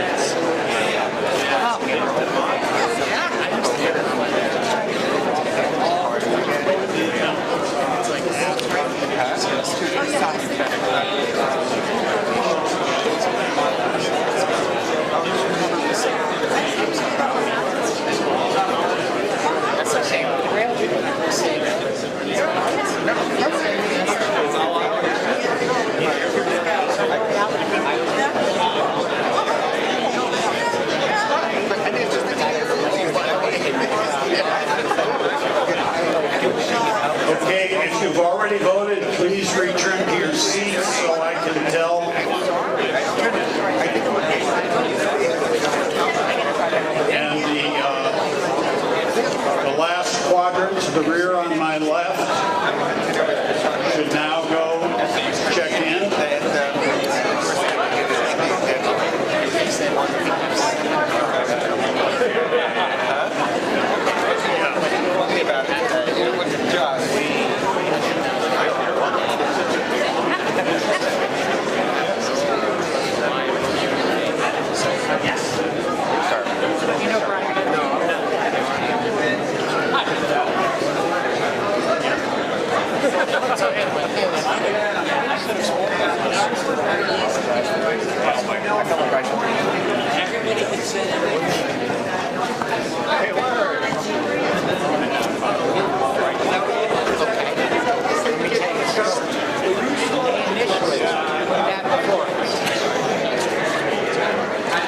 It was turnkey.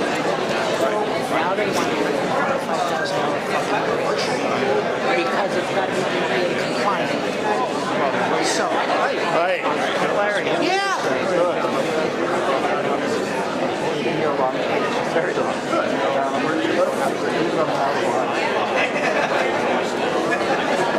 That's like you're the everything you have to add money. You talk to Jeff Williams.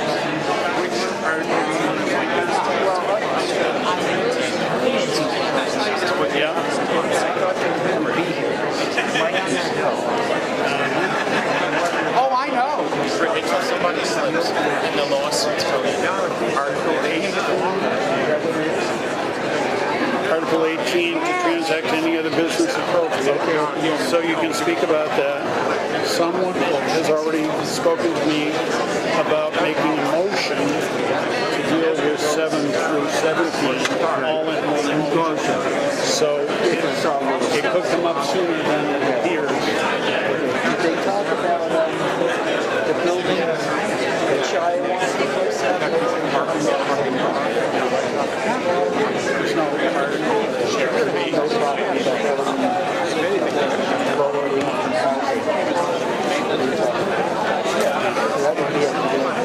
that would be other business. So what do you think? Just wait yeah.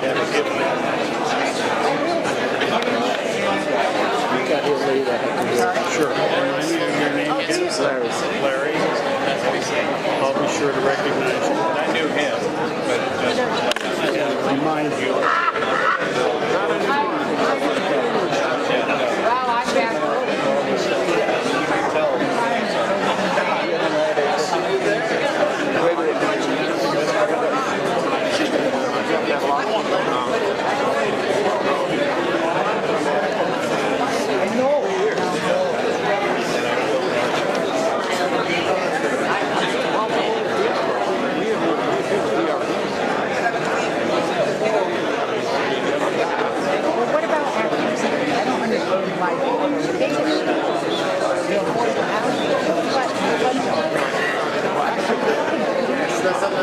I'll tell you what's amazing. If I had not read my friend's son,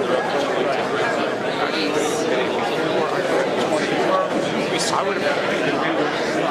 We won.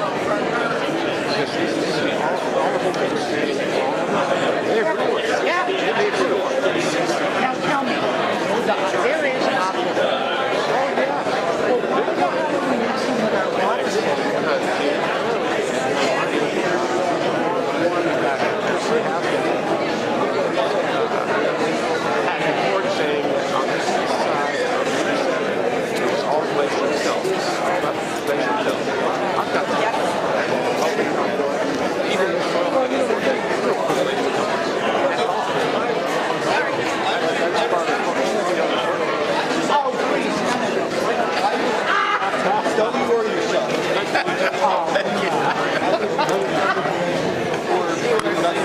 Okay, good. My face gets red, I feel so bad about it. All right, okay. And I'll call voted this last fall.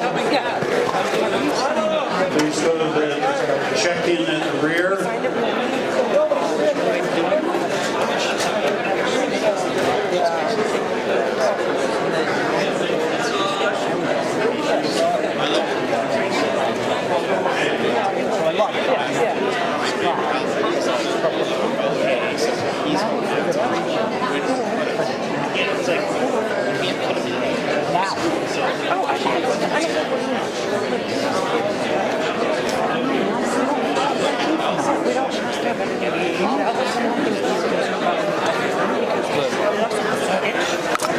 Right, yeah. With that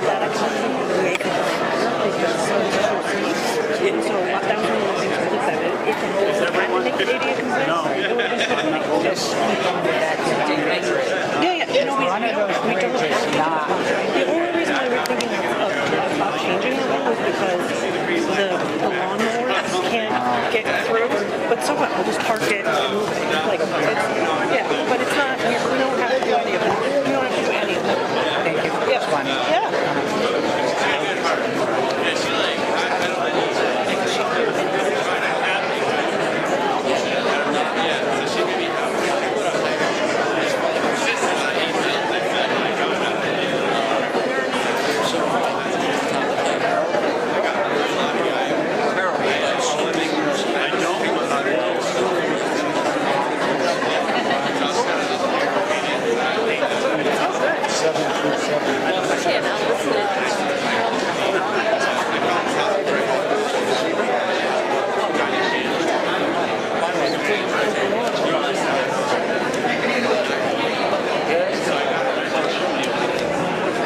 Okay.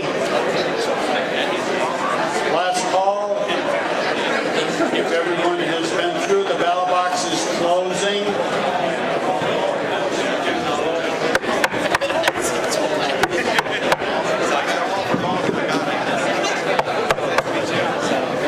Please take your seats. Please take your seats.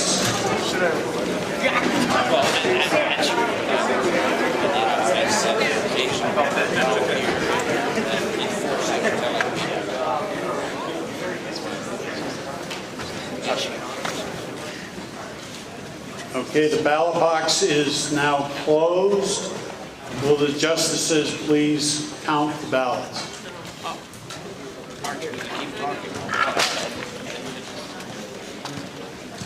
You can sit down. Well,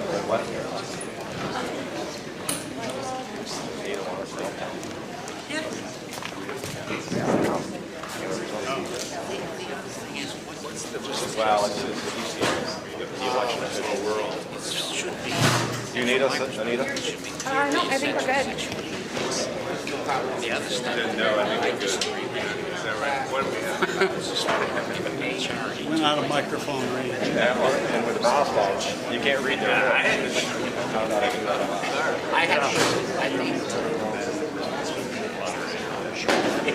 We don't need to suspend it. Because I'm right up at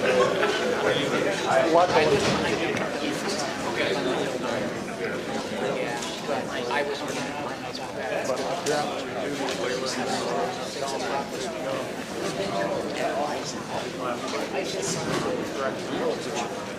It's a small group of people who had the idea and they were able to say, it's not We have to have some everything. used to be for we raised money Every 4 or 5. and it's and it's there.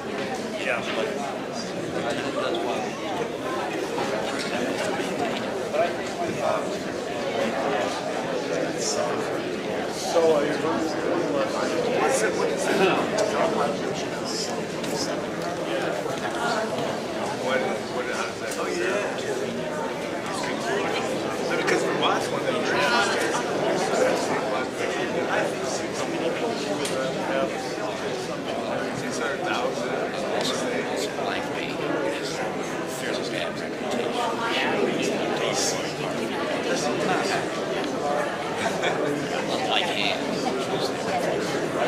How did you guys get up here? really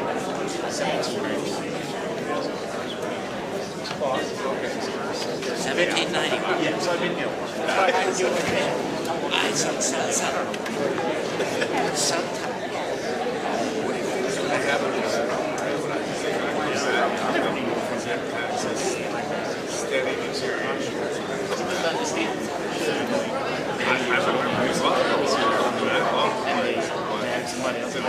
It feels like it's going backwards and forwards.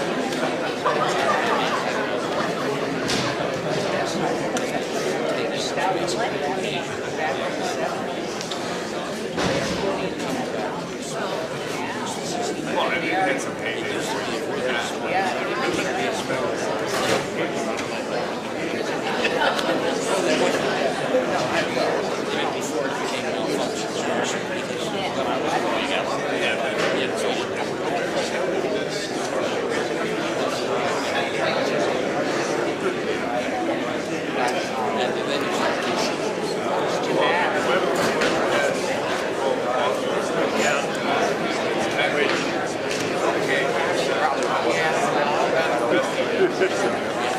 We'll see.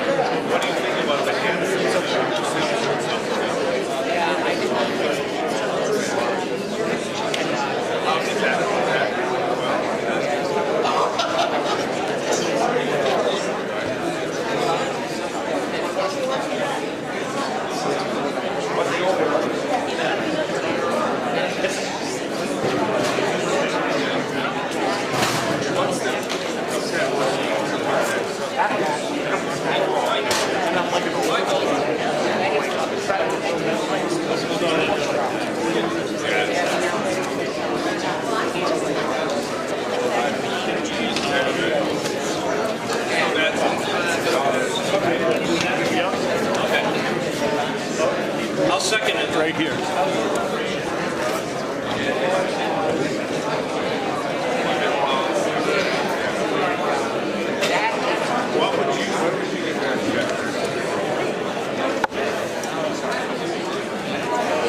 Okay, please come to order.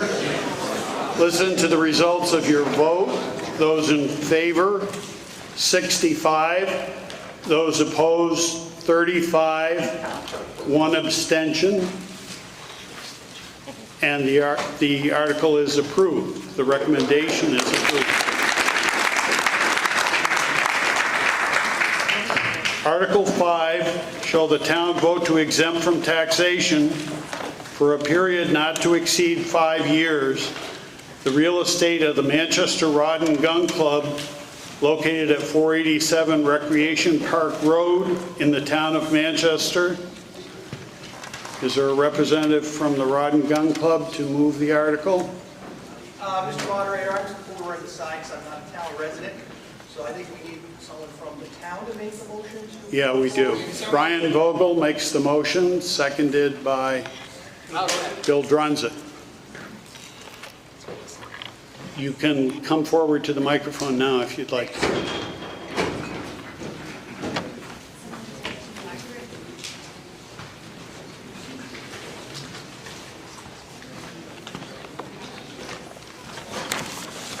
Thank you, Mr. Moderator. My name is Matthew Hart. I am the president of the Manchester Rod and Gun Club. Can everyone hear me okay?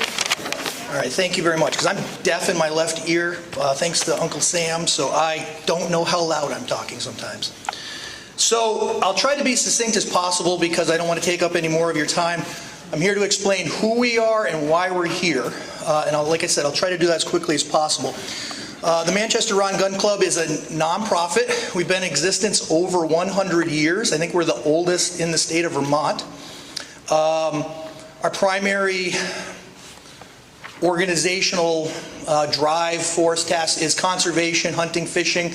And every year we send approximately 24 students to conservation camp.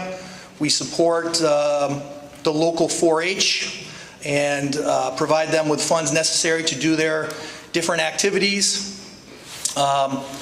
We do fishing derbies. We do things like the Primitive Biathlon, which was just held, very successful. We do other community-based activities that involve conservation and things like that. We have over 100 local members as well from just the town. We also provide an opportunity for local law enforcement. We do have an indoor range, which is in limited availability in the state of Vermont. In fact, we're one of the only ones around, so we provide free of charge to the local law enforcement to come and use the range whenever they need to for training purposes, qualification purposes, which is a huge benefit to them and cost savings to them. So why we're here is because we're asking for a tax exemption for the next 5 years. It's kind of an odd situation for us. We are physically located not too far from here, over in the rec department. We actually, as an organization, used to own that entire area. We used to own where the town office is. And as Manchester grew and came to us and said we need land, we were always willing to provide it to them. The only thing that we ever asked was that we wouldn't have to expend any of our own funds for maintenance for roads, paving, snow removal, things like that, and that we wouldn't have to pay any additional taxes, and that we would be tax exempt. Well, that was all fine and dandy back in the 20s, 30s, 40s, even the 50s and 60s. As Vermont grew and taxes became more complex, we have to do this. So we find ourselves here.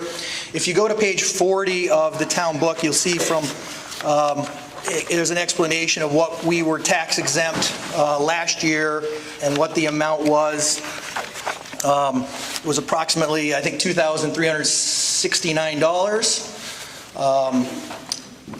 And so what we're asking simply is just to have that continue. I understand that probably there's better ways for us to have handled this way back in the day with deeds and promises through the state and through the town, but we find ourselves in the position where we need to come back every 5 years, and that's not a problem.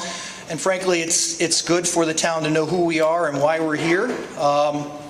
And if there's anything else, any questions, I would be more than willing to answer those.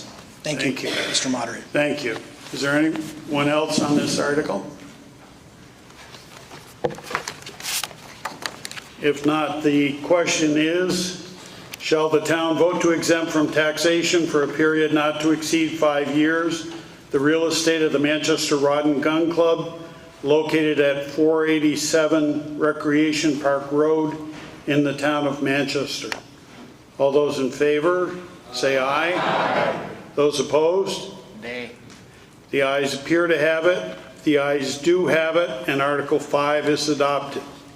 Article 6. Thank you, Mr. Moderator. Shall the town vote to exempt from taxation for a period not to exceed 5 years the real estate of the Eagles, Fraternal Order of Battenkill Erie 2551, located at 1610 Depot Street in the town of Manchester? Steve Berry. Thank you. I thought you might not recognize him because I dyed my hair white. Yeah. No, you need to make the motion first. Yes, I do. Moved by Steve Berry, seconded by Bill Drunzik. You have the floor. I'm a proud member of the local chapter of the Manchester Eagles. And I'm here because although our organization was assured that our tax-exempt status would follow us through our move from one facility to another, that actually didn't happen. And during the COVID time, things got rough for our organization. And so that's why I'm here. We paid our property tax on the building when we moved, and that has caused somewhat of a hardship. And just like to remind folks that the Eagles have been in town for 75 years. And that represents hundreds of thousands of dollars which have been given to students and local organizations. Manchester Firefighters Association, Manchester Food Cupboard, North Shire Rescue Squad, the Community Sharing Project, Kids Summer Lunch Program, the town of Manchester's 4th of July Street Fest, is the sponsor of that. The Wilson House and Alcoholics Anonymous, United Counseling Services, the Dorset Players, the Coleman Race for the Cure, the Vermont Achievement Center, the Scott Thomas Scholarship Fund, Boy Scouts of America, the Green Mountain Council. Our members give thousands of personal hours of volunteer time. They raise money and awareness to these good and other good causes. And we are committed to volunteering. Our facility also is utilized by houses of worship and by the North Shire seniors. We give money in scholarships for Burton Seminary / Academy, $2,000 per year generally, $500 per scholarship elsewhere to students. The sobering part of this all has been that COVID hit us and so many others so hard. And it's our hope that we can have a bright future, but that really depends on us being able to have tax exemption. And so I'm here to urge people to allow us to continue with our organization and with the vibrancy that we provide for the community, although we're unseen in many ways. As we know, volunteerism in America, particularly in rural communities, has dried up over the course of the last couple of decades. But organizations like the Eagles and local houses of worship and those organizations listed in Articles 7 through 17 are really, really important for our community. And so I urge support for Eagles and also for these other good causes, because Manchester is a wonderful place to live and does have opportunities for people, and we need to care for our brothers and sisters. And so I ask for tax exemption status for the next 5 years for the Eagles. Thank you. Thank you. Anyone else on Article 5? If not, the question is, shall the town vote to exempt from taxation for a period not to exceed 5 years the real estate of the Manchester Rod and Gun Club located at 487 Recreation Park Road in the town of Manchester. Article 6. Sorry. It's been a long day. Shall the town vote to exempt from taxation for a period not to exceed 5 years the real estate of the Eagles Fraternal Order of Battenkill Area 2551 located at 1610 Depot Street in the town of Manchester? All those in favor say aye. Aye. Those opposed? The ayes have it, and Article 6 has been approved. Article 7, we have a motion first, I believe. My name is Joe O'Donnell. We are residents of Manchester and vote here. Since Articles 7 through 17 are all public service entities and none of them are requesting or are asking for more than $2,500, I would like to move that we vote for them en masse. Okay. There's a second by Steve Nichols. This is a motion to suspend the rules so that we might consider these by one vote. If you want to consider them all at one time, you would vote yes. If you want to vote on each one, you would vote no. Whichever way you vote, we can still debate each one of the appropriations. So all those in favor of the motion to consolidate action on Articles 7 through 17, please say aye. Aye. Those opposed? Fortunately, that one was clear. The ayes had it unanimously. So we will consider Articles 7 through 17 at this time. Sean Marie Aller is a representative from the Tutorial Center. She falls under our unanimous consent to allow one person from each agency. Well, thank you, Mr. Moderator. Thank you, sir, and thank you, Stephen Barry, for making this fairly painless. I am the director of the Tutorial Center. We have a site in Bennington and in Manchester, and we work to bring high school, an alternative pathway to high school diplomas to anyone 16 and up in this, as a Vermonter. It's free of charge. We also work with the New Americans who are in both Manchester and the Bennington area in English as a second language. We provide GED, job readiness. We do work skills, basic education, and just as a side note, there are 27,000 Vermonters aged 25 and up that do not have a high school diploma, and there are 6,000 between the ages of 18 and 24 that do not. And there are 34,000 Vermonters who speak a language other than English at home, and 8,000 speak less than very well. And we provide these services for free through grants from state and federal applications. So thank you very much, and I'm happy to answer any questions. Thank you. Are there any questions for Ms. Aller? Thank you. Thank you. Anyone else like to discuss any of the Articles 7 through 17?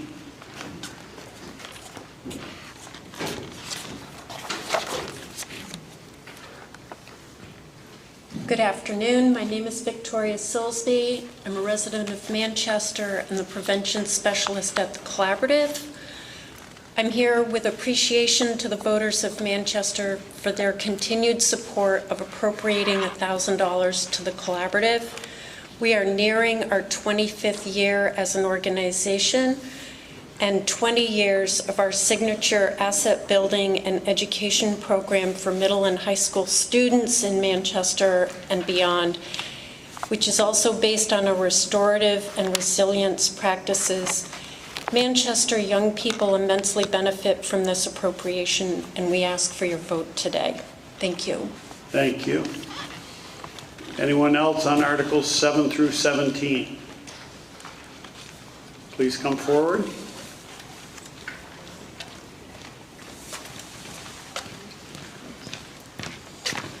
Hi there. Thank you so much for letting me speak today. My name is Tammy Riley. I'm the Executive Director of GNet TV. And I want to thank you all for your past support of our work. For those of you that may not know, we offer public education and government media programming to the town of Manchester and 10 other towns in our region. Last year, we facilitated the videotaping and broadcast of 48 Manchester municipal meetings. So we're direct service to the citizens of Manchester. We also offer educational opportunities for youth and adults. And I want to share with you, I want to thank you all for your past support. I want to encourage you to become more involved with our organization. And I want to share with you that we, for those of you that don't know, we're on cable, Comcast cable, channels 1074, 1084, and 1094. And we're also broadcasting on Apple TV, Roku, Fire Stick, Facebook, YouTube, and our website. So we've made a lot of investments in offering our programming and content in many places so people can see us wherever they're at. And I also want to let you know that we have a new community calendar that's emailed out weekly, so check that out. And I'm here for any questions. Thank you so much. Thank you. Anyone else on Articles 7 through 17?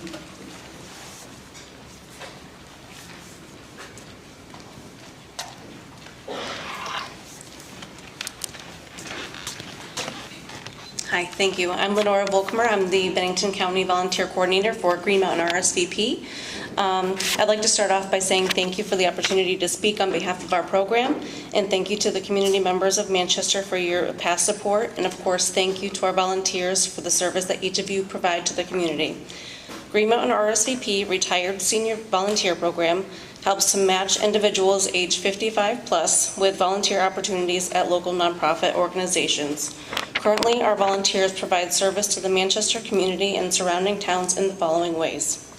Leading 2 Bone Builders classes currently located at the First Congregational Church of Manchester, providing free tax preparation through the AARP Tax Aid Program, delivering nutritious meals through Meals on Wheels, providing older Vermonters with companionship services through the Southwestern Vermont Council on Aging, supporting monthly Red Cross blood drives, leading group discussions through the Third Thursday Readers Virtual Book Club in partnership with the Bennington Free Library, as well as assisting the Bennington County Habitat for Humanity resale store, the Manchester Community Library, and as well as participating with our various Sunshine Postcard projects. For more information about our program, you may visit our website, www.rsvpvt.org, or give us a call. Our program is requesting level funding, and your support is greatly appreciated. Thank you so much for your time and consideration. Thank you. Anyone else?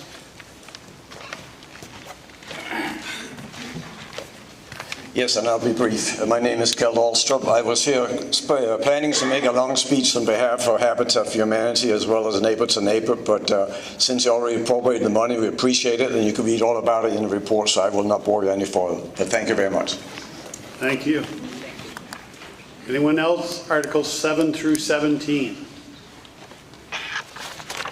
If not, the question is, will you approve each of the appropriation in Articles 7 through 17 at this time? All those in favor say aye. Aye. Those opposed? The ayes appear to have it. The ayes do have it, and you've adopted Articles 7 through 17. Article 18, to transact any other business appropriate to come before town meeting. And a couple of people have spoken to me already. Our representatives would like to report to you on their activities.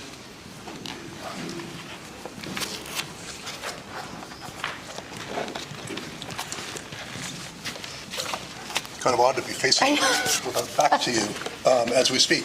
But I thought Kathleen and I are going to divide. By the way, Representative Seth Bongart's Representative Kathleen James. Is that okay? Okay. Is that okay, Mr. Moderator? If we turn the mic around? Yeah. Just grab the mic. Go up front. Go ahead. I don't think that. I don't think that's No. allowed. I don't think that's allowed. Yeah. Just take the mic out of the stand. Okay, okay. Thank you. Kathleen and I are going to divide the report, and I'm going to talk about a couple of things. I am on the Committee on Environment and Energy.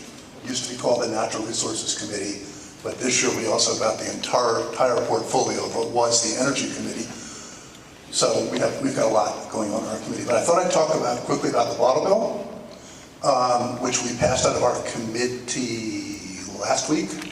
And just to give you a little sense of where this is going, the bottle bill that passed out adds to the deposit law.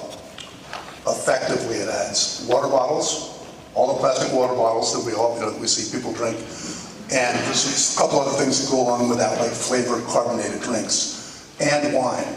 And that would take effect in 2026. There's a whole reason why it takes a little while to get the whole thing up in place. The beer, soda, water would remain at 5 cents deposit. Wine would be at 15, the same as a liquor bottle. And there are redemption targets that try to, because the whole goal of this is to get more and more of these materials to go through the redemption process. And if targets aren't hit for 2 years in a row, the deposit would go up to 5 cents, up to 10 cents for the soda, beer, water category, and 20 cents for wine. So this is really an effort to, at the time the bottle bill was instituted 50 years ago, wine really wasn't a thing. And it really was beer and soda. And so what's happened is that the world has changed around us, and it's time to add new things to the deposit law and get more of these articles into the redemption process and get them recycled. So there's that. When Kathleen and I were out over the course of the summer, going door to door, the number one issue by far we heard about was housing. I don't think I need to explain to any of you what an issue that is. We know that teachers accept contracts, they come and teach, they get here, they can't find a place to live, and they leave. We know the same thing happens with all kinds of businesses, and we all know about the difficulties our friends and neighbors are having with housing. So I worked over the course of the summer and fall with a group of stakeholders and put together a housing bill that makes it, let's do the shorthand on this, it's complicated, there's a lot to talk about, but that makes it easier, requires all communities to make it easier to build denser housing in downtowns.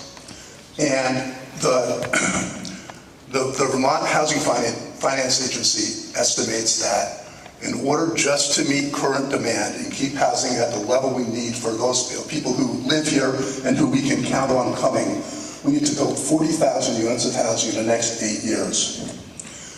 The only place, in my view anyway, it makes sense to build those units of housing is in downtowns. Otherwise, we're talking about building them in forest land, on farmland, and creating sprawl.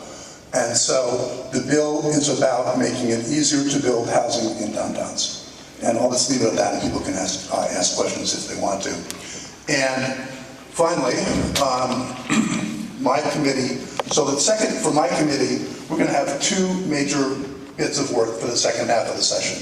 The first one will be the housing bill, which it is actually the bill that I created over the course of the summer, but it got picked up by Senator Ron Hinsdale and used as the core of her housing bill, which is now coming to the House. So the irony is that the housing bill will come to the House through the Senate. But that's going to be in my committee for the second half of the year. The other thing I'm going to have for the second half of the year in my committee is the Affordable Heat Act. And that is the bill that is really about transitioning Vermont from fossil fuels to basically electric and biofuels, weatherization, those kinds of things. I won't go into details about this except to say that everybody, I think it's fair to say everybody, 99% of people who've been involved in this all say that 10 years from now, if we get this done, all of Vermonters will be far better off. The estimate is that people will be paying $7,500 a year less for fuel oil on average. This includes electrification. So the issue is getting there. The transitions are always hard. And so my activity will be looking at the bill that's coming over, just got voted out of the Senate. We're going to get it, I'll have it when I get back, or almost when I get back after this break. And so the question will be how we affect the change. That's the issue we're going to be wrestling with for the second half of the year for me. So I think I'll leave it at that and let Kathleen go. I'm trying to be brief here. Just a second. Are there any questions for Seth? Yes, let's do those because you each have a time limit that we're dealing with here. Stephen. Seth, I've had conversation with the Vermont Fuel Association. I've had conversation with Marcel Oil. And my concern is that I think the bill is very complicated to read. Number one, it's confusing. There's something in there about credits that are going to be offered to the fuel companies. The bottom line, as you look at this bill, HS5, S5, is that there is, and it looks like about 70 cents a gallon is going to be added to your bill. I mean, that's about what the average is. Is climate control a problem? Absolutely. But I think you all up there have got to be so careful when you're saying, we're doing this. So let me respond to that. I don't believe the 70 cents for one thing, and we don't know that yet. But the real point here is that what we have now is over the last couple of years, our fuel oil bills have gone up by about $2 a gallon because we are subject to fluctuations in the worldwide market. If we can make this transition, we will be in control. The other thing that goes with this is that every estimate is, I think everybody agrees on this, is that if we can get through the transition, everybody will be significantly better off if we're heating our homes with heat pumps and biofuels.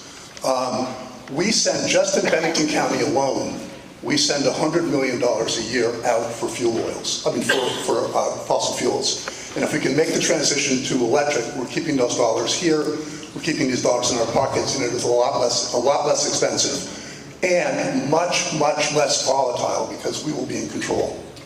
So that's how I respond to that. However, it is true that the transition and getting it right is going to be tricky. And the bill is very much focused on making sure that low and moderate income Vermonters are helped through this process. So by the way, it also requires nobody to do anything. None of us sitting in this room have to make any change unless we decide to do it. It doesn't force us individually to give up our oil burners, whatever else that we may have. But it's really geared toward thinking long-term, being very careful about how we get there. So that's what I would say about that. Other questions for Seth? Yeah, please come to the mic.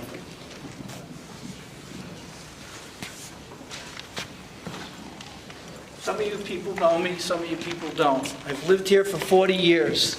My wife came skiing here in the 70s. And that's how I got here. I was in the construction business for 25 plus years. I built everything that you can imagine, and I retired when I was 48 years old. Okay, so I think I had a great life. In 1981, I put the first set of solar panels on a house from Grumman. Okay, the problem with this situation is that the degree days, I don't know if you understand any of that, we have more dark days here and snowy days than we do sunlight days. So it doesn't work. You can tell everybody it works, but it doesn't. And if you drive around, and panels here and there, they're always covered with snow on a day like today. They used to have a thing called R11 or rate 11 in the 70s. I don't know if anybody remembers that. And you would go out, and if you wanted to use heat in your house, you had to flick the switch, and it would give you the electricity you needed. It did that until about 76 or 77. Then people had to redo their entire house. Okay? So what they're telling you is false. These people that are getting money from the government are taking the money from federal and putting it in state and burning it up. Okay, it will not work. About 8 years ago, a man came in and bought Yankee Electric for $4 billion. And he laughed. And he said, someday I'm going to sell it back to you for $20 billion. Because the only thing he wanted was the trunk lines. Your electric comes from Canada, 90% of it. That Canadian company is owned by an English company that the Saudis own. Go look it up. It doesn't work. Okay? They've wasted more time with this than they could ever imagine. I have a home in 1985 I put copper lines from the ground floor to the roof to put solar panels. And then every day for a month I check the degree days. It doesn't work. Okay? They talk about things here, it doesn't work. They talk about the housing situation. They want to put a house in the middle of town that holds 45 people. That's 4 stories. 4 stories, not 1 story, not 2 stories. Okay? When we have plenty of other land, like the gravel pit, which can be used if they want to sell, and put it up there. By bringing all this into the town, it's not going to work. Okay? I've been involved with this stuff for years. They've done things here that are just unbelievable. Okay? Our main problem here is the opioid situation. Okay, Larry, we've gone beyond the scope of the representative's report, and there is no question. So I'm not going to count the last 3 minutes against your time set. Okay, thank you. It's one thing is, there actually is, of course, truth to the fact that solar panels don't work as well in Vermont as they do somewhere else, but that actually has nothing to do with this bill. It's a completely separate issue. This bill doesn't. We're not getting in debate back and forth. There's no connection to solar with the Affordable Heat Act. Okay, if we're unable to do this by asking questions, we'll have to return to directing everything through the moderator. Orland Campbell would like to speak. Please confine it to the limits of his report. And if you have anything else to discuss, you can do that once their reports are finished. In reference to housing, one of the things that we were looking at in the village was affordable housing, but one of the factors that came up, of course, was the Airbnbs, which is affecting it. And when I started thinking about it, the other thing that's affecting it terribly is taxation. The statewide property tax is creating an immense burden on small housing as well. So when the state starts looking at it, it's not just taking care of Airbnbs, but it's also taking a look at the tax structure of the state, which is affecting the way people live. And that's not a question, that's a speech. Just a speech. That's okay. That's okay. But not, sorry. Bill Drunzen. I can speak from here, you can hear me. No, please come to the microphone. Okay. He can hear you, but everybody else can't. Didn't want to take the time. I understand. I'd just like to make a suggestion that this bill is very complex, that the committee holds some forums around town before the legislature takes a vote on it and explain it. Well, on this energy bill that you've been referring to, we could get into a lot of discussions. I have some concerns about it, and like the statement, our electricity dollars don't stay here. As the man said, they end up in Quebec, most of them. Yeah, but let's not debate that issue. I think those things need to be discussed in another forum, and before the legislature does initiate a bill like that, that they ought to go around the state and get some feedback from the citizens. That's one aspect of this bill that I didn't mention about that got added in the Senate is that there's a process of engagement for the next couple of years and of planning and engagement led by the Public Service Department and that actual Public Service Board. And then before it becomes law, it has to come back to the legislature. So there's a 2-year process of engagement and planning and thinking through all the details, and then it comes back to the legislature for a vote. So in a way, this is a first round. Okay, is there anyone else who has not spoken to Seth? Yes, sir.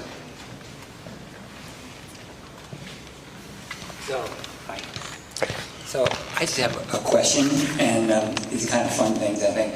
But my one question is, what we think about environment, public transportation, like the train that people had worked on here years ago, maybe 15 years ago, to try to bring it into the town. My impression is that there's quite a bit of federal infrastructure money. I mean, could that, I'm not hearing any buzz on the train anymore, but I'm wondering if that could be rekindled. That's one thing, and my other question is, as we evolve into the electric cars, what are we doing in the town for electric charging stations? So that would encourage people to come here as well. So, thank you. I can't answer the question about what we're doing in town about with charging stations. But Bill can, maybe. I can answer it. I have an electric car, and there are more charging stations in Manchester than most other communities in the state. And Ray, to answer your question, there really, I will say there hasn't been talk about using any of the available dollars for extending rail right through here. And with that, Seth's time has expired. You can each speak individually on any of those topics that you would like to later, but now we're going to Kathleen. Well, quick answer on the charging station. The select board at its last meeting approved... Bill, please. Oh, I guess, yeah. Oh, come on. Anyways, there'll be new charging stations in the town parking lot.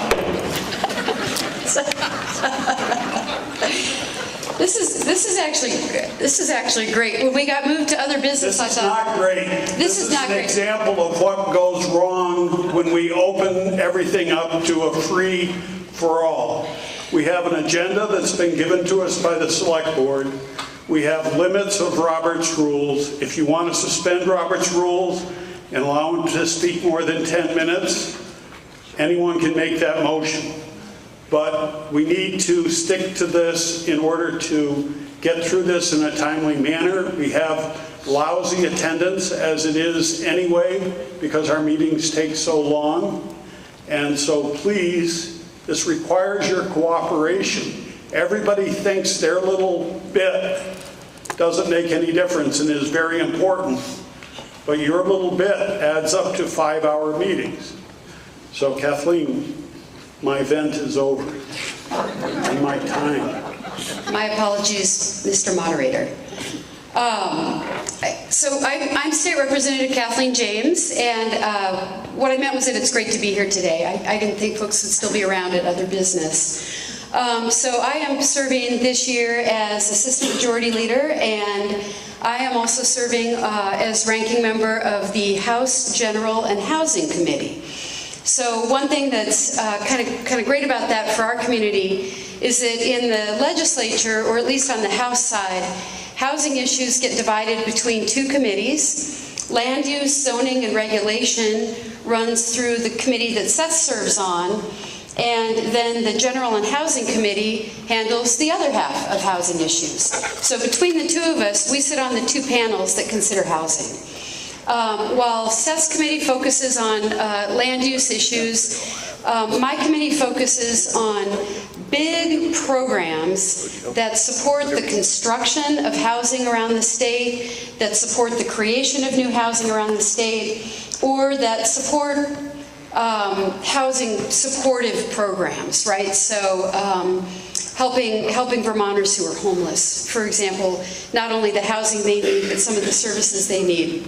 So the kinds of programs that we look at are funding for the Vermont Housing and Conservation Board, funding for VHIP, which is the Vermont Housing Improvement Program, which provides grants to property owners who might have rental units that have fallen out of compliance with code, and they need help from the state, a little state money, to get those rental units renovated and back online. a program that I am very excited about that helps create accessory dwelling units. So that is a grant-funded program that would allow somebody who has, say, a garage that you could get a one-bedroom over, or a place on their property that could be turned into a little studio or one-bedroom or even a two-bedroom apartment, help get some state funding to turn that into a rental unit. We also work on another program that I like a lot, which is the Missing Middle program. That is a brand new pilot, and it seems to be so far working out well. It helps developers or people who build housing try to bridge the gap between what it costs to build housing that middle-income Vermonters could afford and what those families could afford to pay for that house. So I hope I made that clear. Right now, the cost of construction is through the roof, right? So you can't build a house in Vermont that a middle-income family could afford. This is providing grant funding to bridge that gap. So those are the kinds of, we also work on landlord-tenant laws. So things like short-term rentals do fall under my committee. The only thing we're really looking at this year in that regard is maybe trying to get a short-term or some kind of rental registry in place at the state level. That's the kind of stuff we work on in my committee. It's a new committee for me. I've got a lot to learn, but I'm really enjoying it. And so we spent most of the first half of the session working on a family medical leave insurance bill, because we also do work like that. That's the general part of general and housing. So having gotten that bill out of committee, now the second half of the session, we're going to be turning our attention to all of these housing programs I've just mentioned. And when that big housing bill comes over from the Senate, it's going to get divided in half, essentially, and half will come to SES committee and half will come to mine. So that's housing. I wanted to talk a little bit about childcare, just so that folks know that this is an issue that's really important to all of us. We understand the importance of it to families, to businesses, to the economy, to our community. There is, a couple of years ago, we passed a landmark childcare bill, and it set goals for the state in three very important areas. One is early educator pay, because we all know that folks who work at our child care centers, they earn very low wages, often not a lot to help pay off the loans. That, they need to have degrees in education to work in this field. They've got student loans a lot of time, and they're earning very low wages. So try to help with that, to make child care more affordable for more Vermonters. So there's a big bill, H208, and it has a Senate companion, and those bills are underway on the Senate side. So I've got a little bit about that bill. I just want to say to you that the goal of the bill is that it would increase subsidies for childcare. We all know that a lot of families in our communities need that help in order to be able to afford to go to a place like Northshire Day School. So we're taking a look at how we might do that. Again, talking about pay, wages for our early educators. And then there's a provision in this bill which I don't know if it'll survive the process, honestly, if it'll survive the legislative conversation, but it would move, essentially, it would move 4-year-olds into an expanded public pre-K system. So I wish I could answer questions about that today. It's not something I've looked into much, because this is an idea that's being talked about on the Senate side. When it comes to the House, I think it may be out of the bill at this point. So I see some nodding. It's out of the bill. Okay, thank you, Lori. So, well, I guess I won't say never mind, because you never know until the legislature adjourns what's alive or dead. But that was a big, to me anyway, a surprise. Like, wow, where did that come from? I was a little surprised to see it in the bill. Right now, at this point, I think it's an interesting conversation. I'm a little relieved that it's out. So we'll see what happens. But thanks for being here also, Northshire. The final thing I want to talk about, I'm sure people have been reading in the papers, one of the hottest topics before the legislature this year is how we as a state are going to deal with the impact of a Supreme Court decision that came down in June, Carson versus Macon, that ruled that states that provide public tuition dollars to independent schools must include religious schools or cannot exclude religious schools in those payments. So that's an interesting decision for Vermont because in our state constitution, there's a compelled support clause that says, basically, to boil it all down, and I'm not an attorney, but it basically says you can't make me use my taxpayer dollars for religion if I don't want to. So, Orland, I'm sure you're gagging at that explanation. But basically, we've got a conflict now between what the Supreme Court is saying and our state constitution. We also have a 200-year-old tradition, a cherished tradition, in many of our communities, including ours, of providing tuition dollars to independent schools. Burton, Long Trail. So we have a long and very closely held tradition here of tuitioning out our public dollars to schools like BBA. So the state is going to have to figure out a way to reconcile these two things. There were some bills introduced in the legislature this year that have generated a lot of conversation, a lot of fear, a lot of controversy. They would have deeply damaged the tuitioning choice system as we know it. One bill is H258, the other is S66. You probably have heard about these bills. Like I said, they've generated a lot of talk. I'm very aware of the fact that I have a mic in my hand and that there's people filming over there. So I always hate to speculate, but I'm going to put myself out on a limb and say that I don't think those bills are going to move forward. Right now, the House Education Committee is developing a bill, a committee bill, that takes a much more balanced approach. It would, in a nutshell, require that any independent school that wants to receive public tuition dollars, like we do here, would have to comply with all of the state and federal anti-discrimination laws that we have in place. Okay, so they would have to comply with anti-discrimination laws. The good news about that is that our State Board of Education rules already require that. So this is not some big barn-burning, groundbreaking proposal.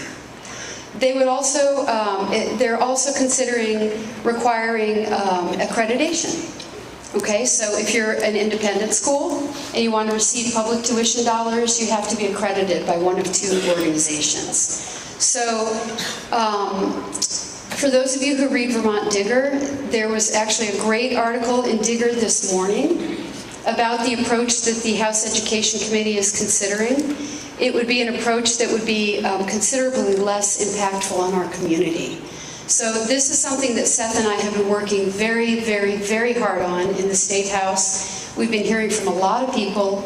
It matters a great deal to us. It probably matters a great deal to everybody who's in this room. We are happy to receive emails, to take phone calls, to talk to anybody about how things are going.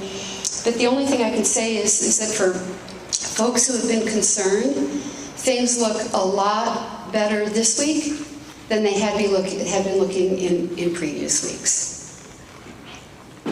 Thus endeth my report. Oh, wait, no, I'm sorry. There's one more thing.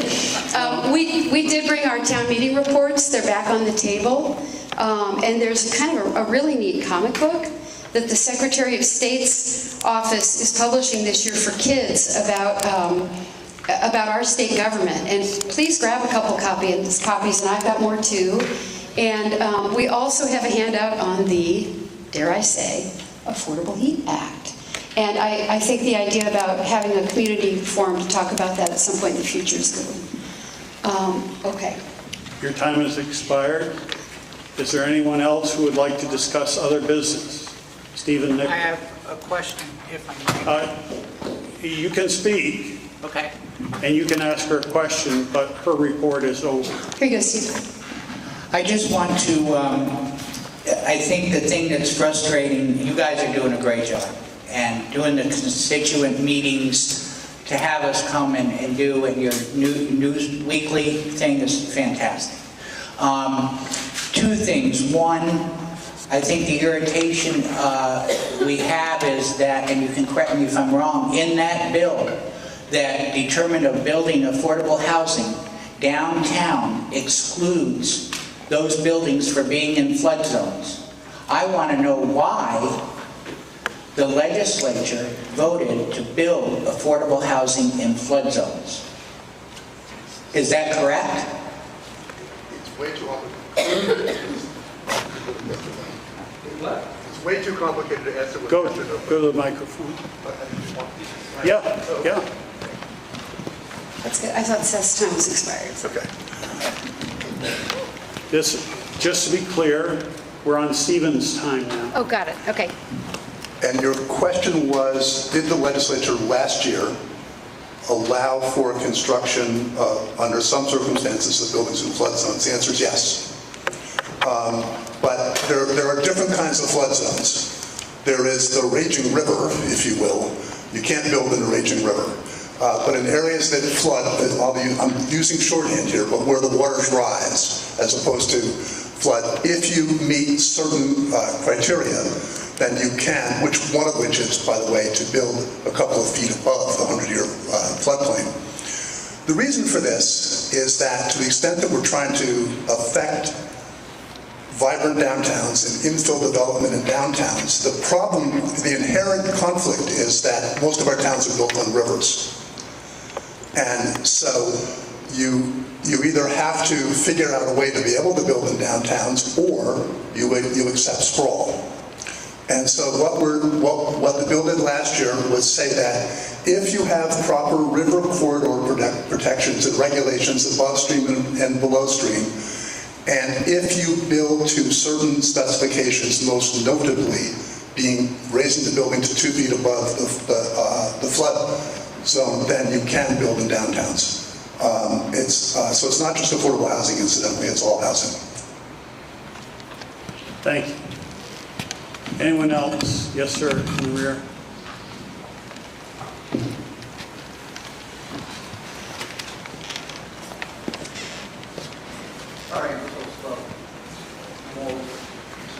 Oh, you're Larry. You've used 3 minutes already, Larry. Only talk for a minute. You have 7 left.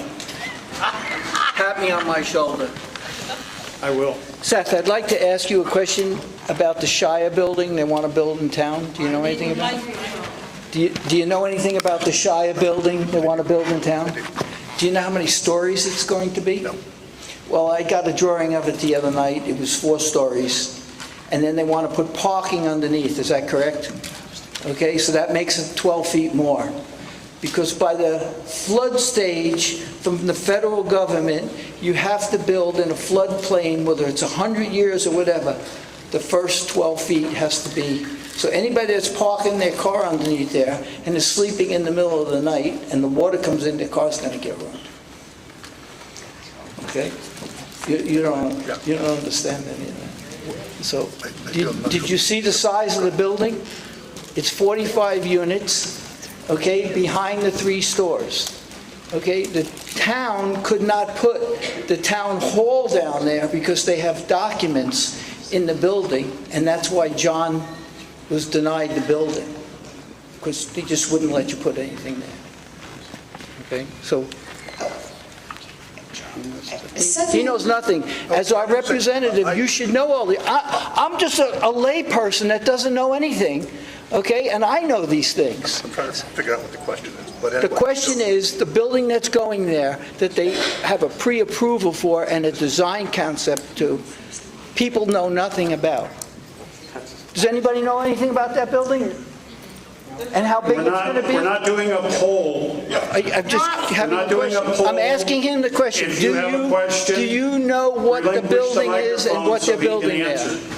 That's my question. I think there are a number of plans, and there's a couple. Ask him, he'll tell you. One plan. I seen one plan, one drawing. How many are there? Just answer the question, Seth. Am I aware? Yes. Thank you. I just also wanted to add, and I don't think he asked you. yeah. So it would be helpful if both of you took your seats now, your reports are done. If someone wants If you to want to ask question you, they can. The question is, Kathy, what would you like to say? I'm asking you a question, Kathy. What would you like to say? Go ahead. Is that okay, Mr. Moderator? That's... I'm asking you the question. What would you like to say? I just wanted to say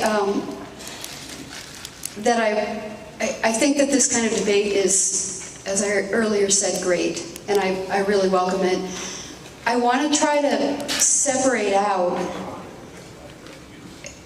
our goal here today in reporting on the work we're doing in Montpelier, and I'm not trying to put you off. So bills we're passing, programs we're funding up in Montpelier, because we're here today to give a legislative report. Seth and I also have just both been appointed to the Manchester Housing Task Force. I know that, which is a conflict of interest. Okay. It's a conflict of interest. Okay. Ask people, you'll see it's a conflict of interest. I was only going to say that we have a meeting on Wednesday evening. Yeah. And folks should show up. So Where's the meeting? The meeting is at the town hall at 5:30 on Wednesday. Okay, tell them. I have a question, and the question is, how come those meetings aren't somewhere we can see them? Larry. The meetings are going to also be on Zoom. I don't do Zoom. I don't do computers. I'm an old book They're writer with in a pencil. person and in Zoom, so you can either come to the meeting in I person. just found out about it on Wednesday evening at 7 o'clock, you said. 5:30, and they're going to be publicly warned. Okay. Okay, so it's a brand-new task force. We've had our first... I've heard about it already. Yeah, okay, great. So we've had our first organizational meeting, and we have set our meetings for 5:30 p.m.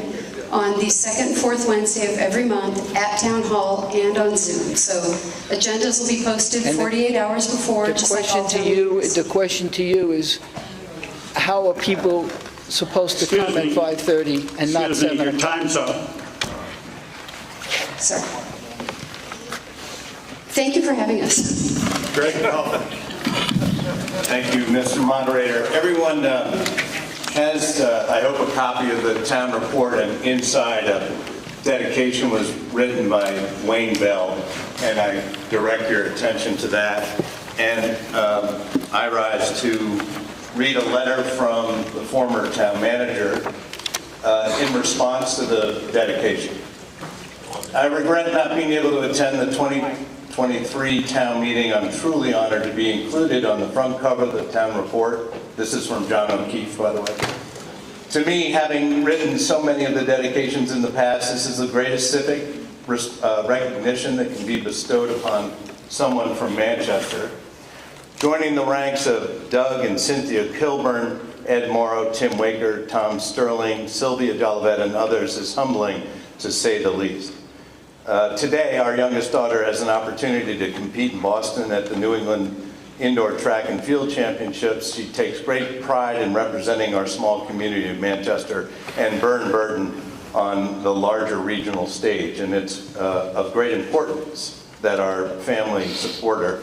I'm also not naive to the fact that the sun is quickly setting on this part of my life, and she will soon leave our amazing supportive community in pursuit of worldly knowledge. I hope you can appreciate this and also understand that while I'm in Boston today, my thoughts are with you as you navigate this important democratic process. Being the town manager in a small, tight-knit community is an amazing experience, and we're so fortunate to have Leslie Parra as our interim town manager and Scott Murphy as our incoming new town manager. They're both amazing and talented people.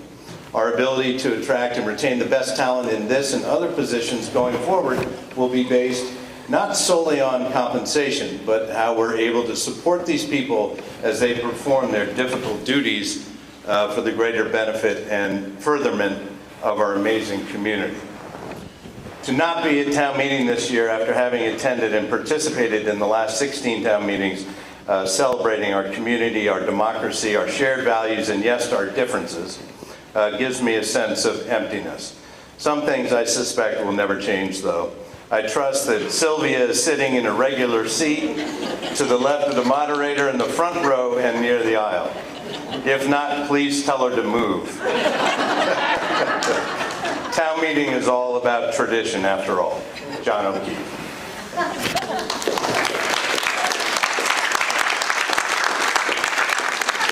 He's mistaken as to where Sylvia normally sat. It was to the right of the moderator. We'll let him pass on that one. Anyone else on other business? And I just point out that we have 5 articles after other business due to the idiosyncrasies of the agenda this year. So if there's no one else to discuss other business, no motion is necessary. We'll move on to Article 19. Shall the town appropriate $4,000 for the support of the Southwestern Vermont Council on Aging? And we have a representative here. I'm Allison Hill. I'm on the board of the Southwestern Vermont Council on Aging.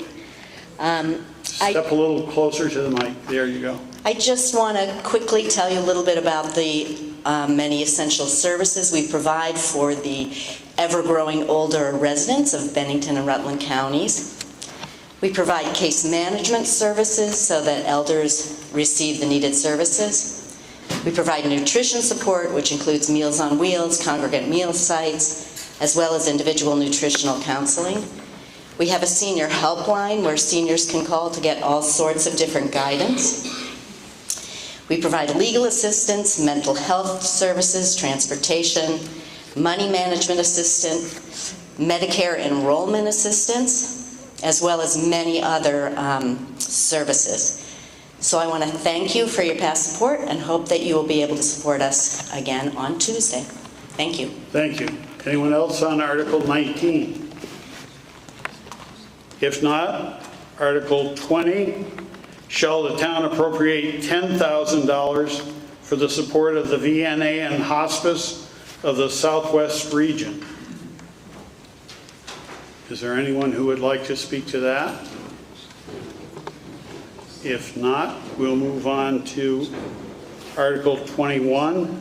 Shall the town appropriate $87,000 for the support of the North Shire Day School? Is there anyone to address that? Yes, please come forward.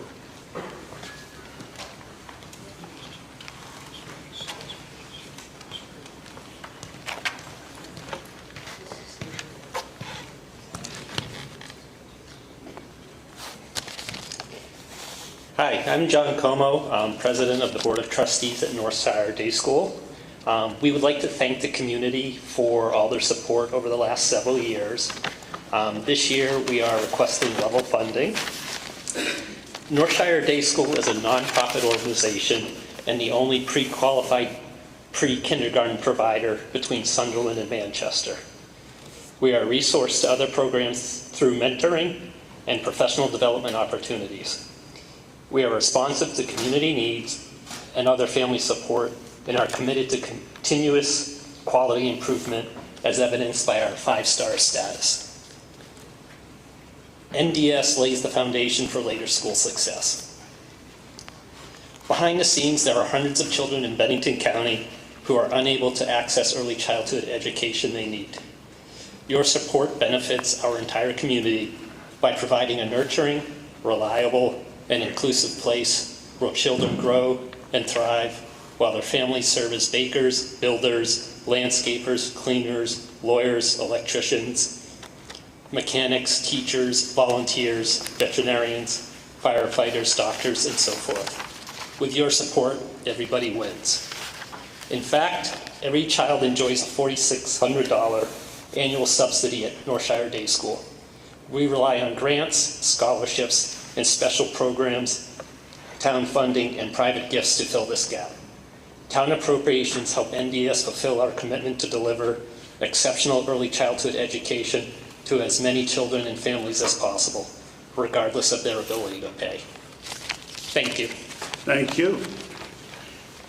Anyone else on Article 21? I would like to. Stephen?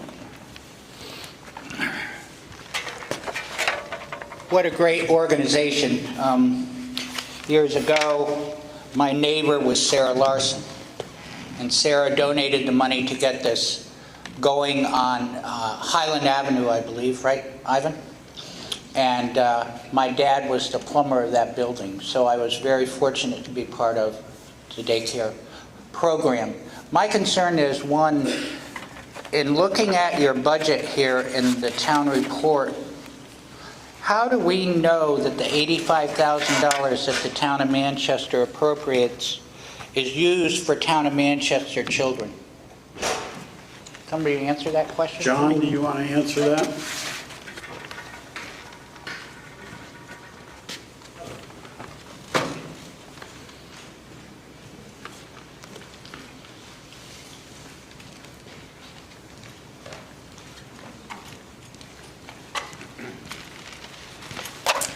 That's a really important question. My name is Lori Metcalf. I'm now a Manchester resident and the executive director at Northshire Day School.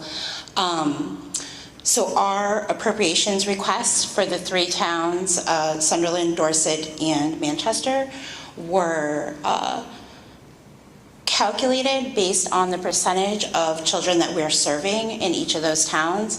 Also, the other important thing to remember about the Manchester piece is that some of our families, like a lot of our educators who work at our school, can't yet live in Manchester because there isn't available housing or there isn't affordable housing, but they're still working in our community. So it would be, like, how do you know? Well, we can give you the percentages of like how many families are we supporting that are either living or working in the Manchester community, and it's a vital part of making sure that our community continues to be able to function.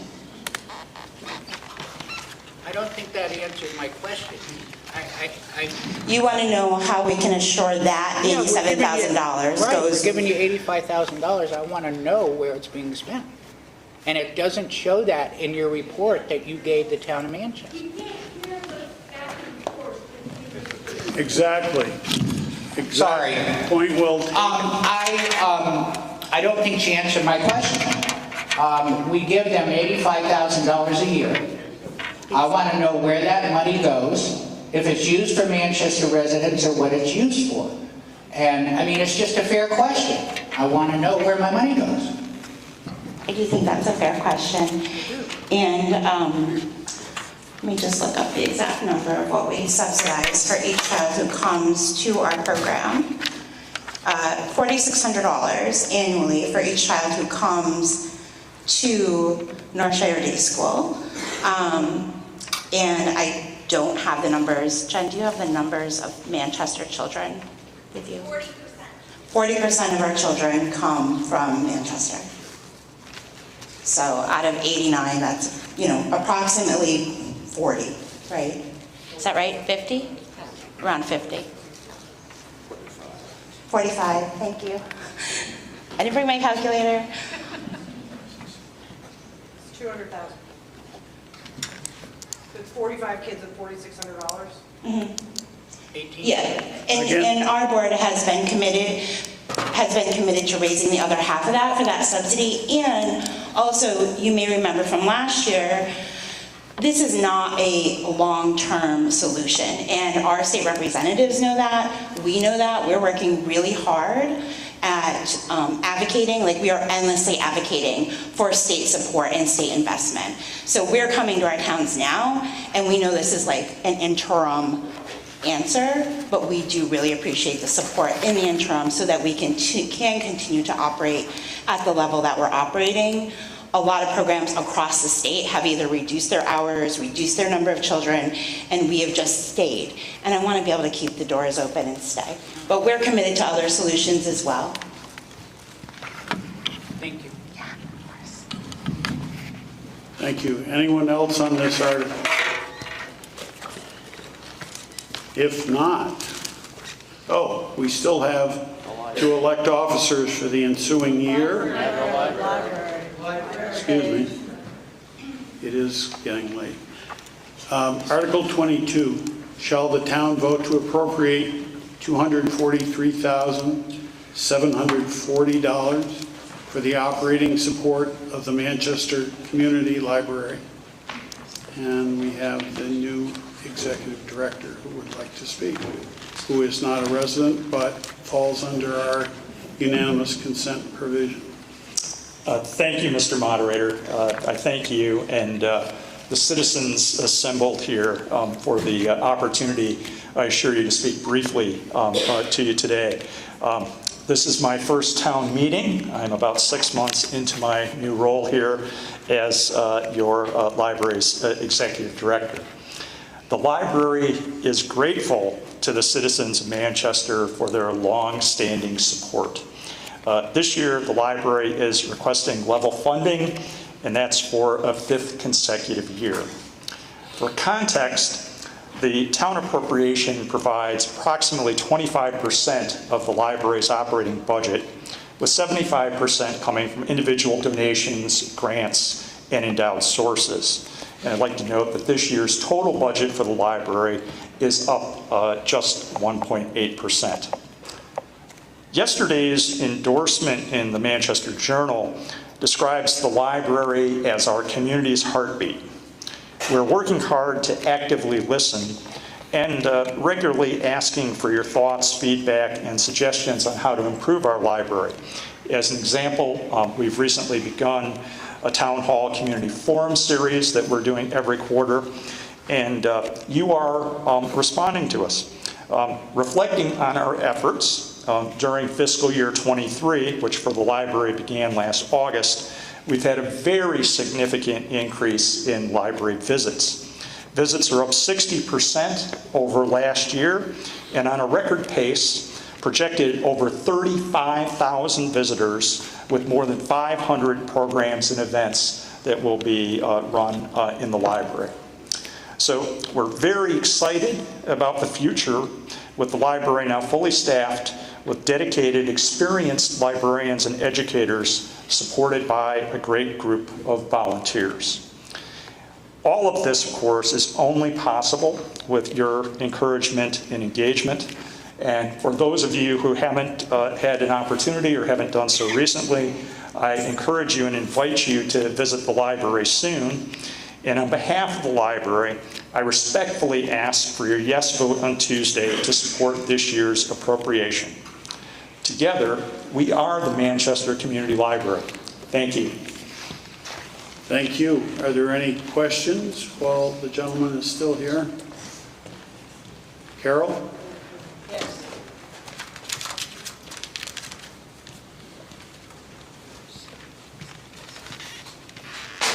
My name is Carol DuPont, and I just have memories. My memory is the first year that the library asked for money for Manchester to help it. It was for $60,000. They promised at that point there would be no more ask. Today they asked for $243,740, which is a quarter of their budget. If my math is good, it takes me all up to almost $1 million a year. Now, I guess I'm old-fashioned. When you build something, if you build something, you have to be able to support it. I don't know, and I want to ask the gentleman, are they opened on Saturdays and Sundays? They're not, I don't think. Are they open on Saturdays? Excuse me. Excuse me, are they open on Saturdays? Yeah, I'm asking him to come forward to answer your question. Oh, okay. Yes, the library is open on Saturdays from 10 a.m. to 4 p.m. Okay, wonderful. That's new. Thank you very much. Those were my questions and my memories. I just think it's a very slippery slope for a town to keep taking on businesses that keep asking for money or whatever. It's a difficult situation, especially today We have an awful lot of people that are having a very hard time. Anyone else on Article 22?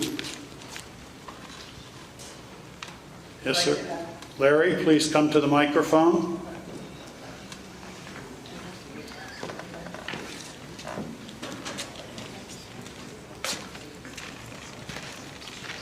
I'd like to ask him a question about having political meetings there. We were turned down to have meetings in the basement.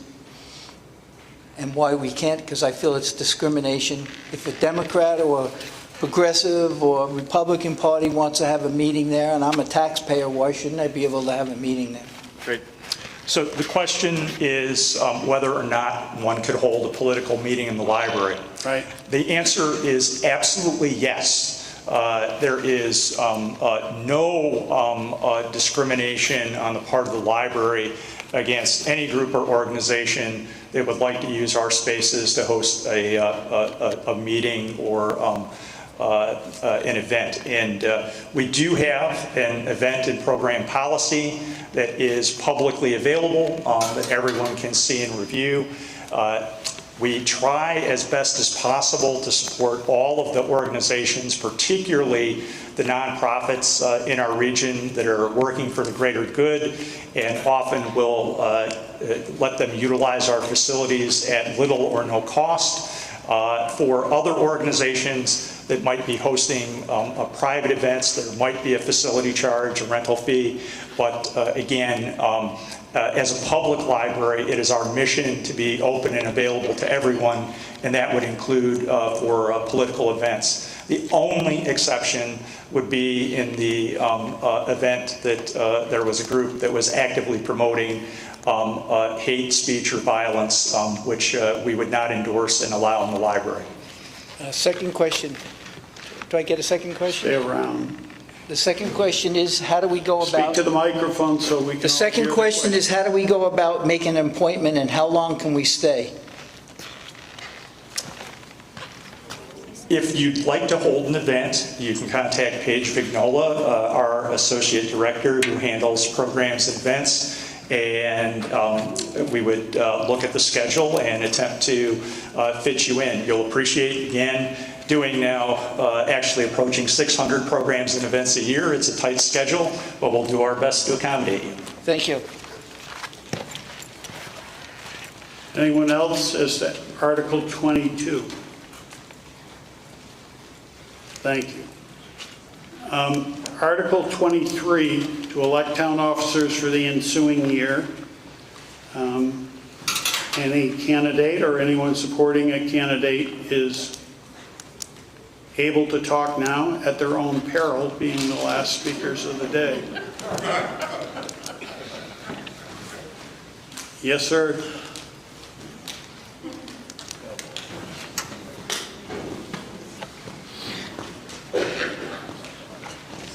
Can I ask my question to Ivan? Can I ask my question? I guess I need to hear your question first. My question is, Mike Hall, when he was chief here, he used to come to these... Please step to the My microphone. question is, when Mike Hall was chief, he used to come to these meetings and express what was going on. I want to know why Patrick Owen isn't here.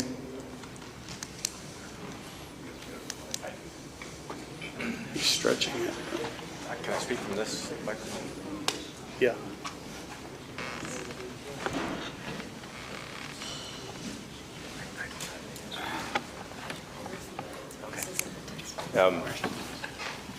It's, the police are busy. Sometimes they can make it, sometimes they can't. Our road crews have been out on the road, and you'll notice that Jeff Williams is not here. Other than that, I don't have a specific answer to your question.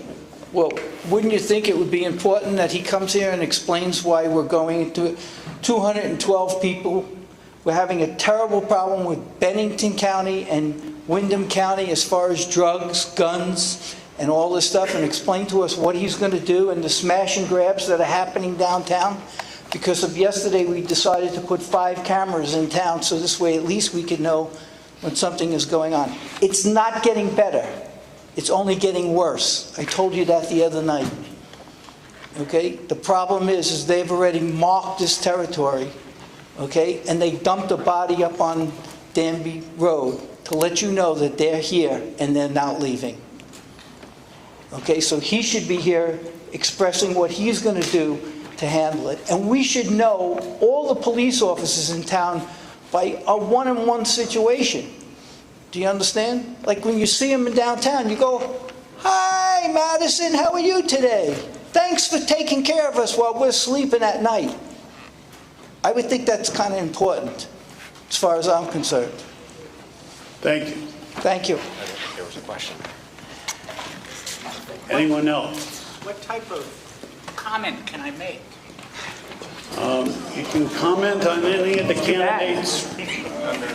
candidates running for office, I think that which two of them are here. with the board that has done a great job in trying to control and put this budget together, where we've had some rocky roads and detours and bumps. I think they've done a great job, and my recommendation would be to keep the board as it is. Thank you.